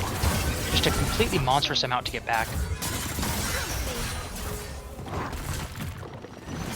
So tanky. Gwen needs to get a Void Staff here to try and deal damage to this Ornn, or else Ornn's actually going to be able to match the Gwen, which is the opposite of what Project Tuesdays needs. You had this huge lead on the Gwen that's getting completely neutralized by a character that is half their CS, extremely hard countered in the matchup solo, but able to hold on. And I'm guessing this is going to be a Bramble Vest coming out from the Ornn. Meanwhile, Kindred has opted for a Seeker's Arm Guard. That is interesting. That is very interesting. I mean, this Kindred build, I'm not sure what the usual 3rd and 4th option are for this Trinity Black Cleaver build. I would not have expected it to be Hex Optics and Infinity Edge. Yeah, I think it makes some sense though. A bit more tankiness, but I guess that Future has realized that he needs to do a bit of damage. So there is the damage. And so look at that. Fatal's just caught out, so he's just dead. So oh my word! You're not gonna have that option for the side. And Jacob actually might be, he doesn't get caught by the Galliotron, so he's actually just perfectly fine. And that's gonna be sole point for Metabusters. 3 Mountain Dragon Ornn. This guy is so beefy. He's gonna be super duper tanky. I think if you're just the one, you're just loving this. Like, you probably just feel so powerful. Gosh, I used to play a ton of Ornn back when I played top. And you would just dream of a game where you get 3 or 4 Mountain Dragons. With Jackshow, oh my gosh. So much HP on the Ornn. I don't even think Gwen is going to be able to cut through it. He does have I think this, amount of armor. Yeah, this Protoplasm Harness item I think is really great for Ornn. Gwen notably does max HP damage, has some true damage in the kit, but the kind of way to counter max HP true damage is healing and shielding. You're not increasing your You're not spending gold on getting max HP or resistances that max HP cuts through. Instead, you're regaining the HP. Do they burst this in time? They have vision on it. Sure. And Farley's just in the pit, but actually it looks like the 50-50 just goes their way, and so yeah, that's gonna be the Baron Nashor going over to the side of Metabusters as Hoosier continues to dash forward. I mean, he's quite strong and playing extremely aggressive, but I think that he is afforded that, especially with the Nocturne dead. So it looks like they will just continue. Ari on the side here. Looks like they're going to 4-1 pressure this bot tower. They get it. Might be in a bit of trouble. He's actually going to further Looking flash at the in. inhibs here. Who's actually going to flash after him. The ace in the hole is going to come through, but that's actually no. It's not going to be blocked on the side of Yugg, so it's actually just going to be a pickup by kill. And they look for the play on Tusini, but they're not going to find anything. Called the Forge God is going to continue as Tusini actually has plenty of damage for this Galio at this point in the game. LSD Dreams going golden, but not going to be able to do much with it as he does get the taunt out. He might actually look for a kill here, but no, the flash actually going to connect with the REQ pulling it back, and Dave trying to do everything he can to prevent the end of the game. But no, he goes in a bit too early before the Lancer Spike drops, and actually it looks like that knowledge is going to happen as the Paranoia is burning through as in comes Spiral, but he's going to be spiraling into his death as he's going to be taken down. Hoosier Seeker's arm guard now saves him. The Seeker's arm guard actually value was actually a huge purchase in the end of it, and yeah, that's going to be the game, and it's going to be Metabusters with the win, taking down Project Tuesdays, the undefeated team. As there you have it, Metabusters coming through. We talked about the resilience throughout the games, and there's the resilience. Oh my gosh. Talk about a caster curse, though. You said 2-0, I said 2-1. Ends up being 2-1 in the other way. 2-1 in the other way. I think that you're happy with that. I was not expecting that game 3 to go that way. I was not either. I mean, oh. Now comes the discussion. Who's the MVP? I have two people in mind, but I honestly don't know which one I favor more. I mean, I think that the MVP this game. I mean, what? So we've gone. I mean, wouldn't it? Isn't it just Ticini? I think Fudra's another candidate as well. They kind of both had moments that they were shining. It looks like we're getting offered to cast. Yeah, is there game 3 on that series? That's going to be exciting as well. But first, we got to close out this series. I mean, I think both Fudra and Tusini both had excellent showings. Both had times that it felt like they single-handedly either created or cleaned up good fights for the team. The Kindred smiting away, I think, 3 objectives in the 50-50 was also big. The Ahri, though, from day 1 created a lead in the mid lane. Oh my gosh, both Fudra and Tusini played excellently in this game. I honestly don't know who to give it to. I leave it up to your discretion. Oh man, I think Fudra played such a good jungle game. Oh wait, you actually have cast roll now. Okay, we can move to the we'll move that a bit. I want to give a I need it. Well, actually, I'm not sure. Can we give a quick interview? Actually, Yeah, I'll I give. think I we need think to give a I'll quick give. interview. We'll give the MVP to Tusini. But can Tusini get in here? If Tusini can Tusini get into any of these spots? Would you like the interview, Tusini? Not sure if he's around. Let's go to here. Go to normies. Let's see if we can get to see. Or it looks like Draco has joined, so that's gonna be interesting. Drake will be interviewing Tusini in this call first. Yeah, we'll be interviewing. Or yeah, we'll interview Tusini real quickly. Just quick interview. If he is around. Oh, what a great series. What a great series. I'm actually really happy. That was a great one to be my first cast. And it looks like that. It looks like that they have decided not to send Tusini. But they have sent Stav instead. Tusini isn't available, Okay. and Fujer and Korn don't want to do an interview, so I got volunteered. You're here for the interview. We're going to another game very shortly. So if we could just get whatever. I got to ask real quick, what was the atmosphere like in the team call after that win?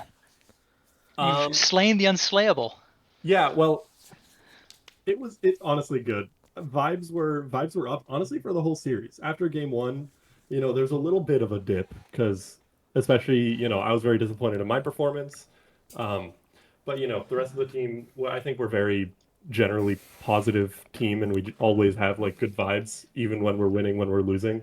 So I think that honestly is part of the reason why we can come back from games and come back from series like this. But no, vibes are phenomenal. We're all laughing, joking, having a fun time in all of the games.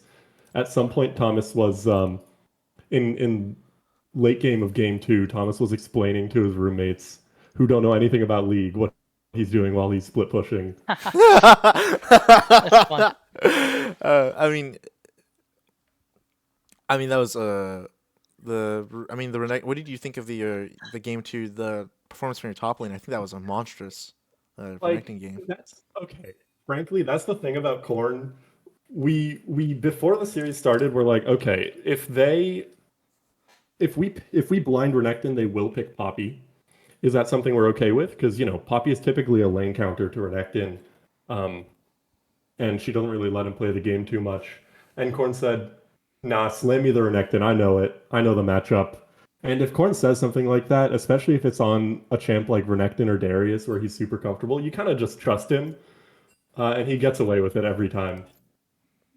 His performance, par for the course for Corn, to be honest.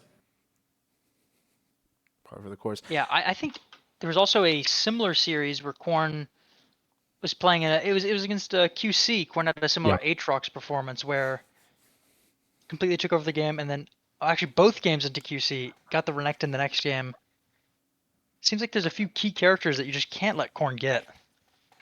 Yeah, don't let him get his characters, or else you'll regret it. If you try and ego into that man, he will take over the game entirely and just not let you play. And I think that's kind of part of our strategy, is to let him be the vehicle that carries us into the late game, because a lot of the rest of the team, we like to play a lot of scaling picks. I mean, I play a lot of scaling ADCs. Tusini likes to play a lot of scaling mids. Yeah, the Kaling game too. He's kind of like the bridge that lets us make it to the late game every game. And it was a very stable bridge in this series. Absolutely. That's what we pay him the big bucks for. All right. Well, final question. Just wrapping this up. You guys are going against One Thief next week. That's gonna be that's gonna be an interesting matchup. You can have Tusini, or who knows what lanes you guys will sign, but you can have Tusini versus Brewer. You're also gonna have a bunch of other people that you're gonna be that have been, I guess, long stayers of this server. So anything any thoughts going into that series? So I have two things to say. Number one is that Gur has been on record saying that Thomas is the only mid laner he's afraid of, and by Thomas I mean Tusini. So I'm not worried about the mid matchup at all. And after this series, there are at least 4 teams that we know are better than, right? Mm-hmm. One of those is One Thief. Okay. Okay. Okay. All right then. Should be interesting to see. And so, well, that's it for us. If everyone could, we're going to be heading over to Draco's channel to watch what actually ends up happening between One Thief and SKT. And SKT. So we're going to be heading over there. Both looking for their second win this season. It's going to be pretty exciting. Make sure to head over there if you can, and we will see you shortly. Bye-bye. Bye-bye.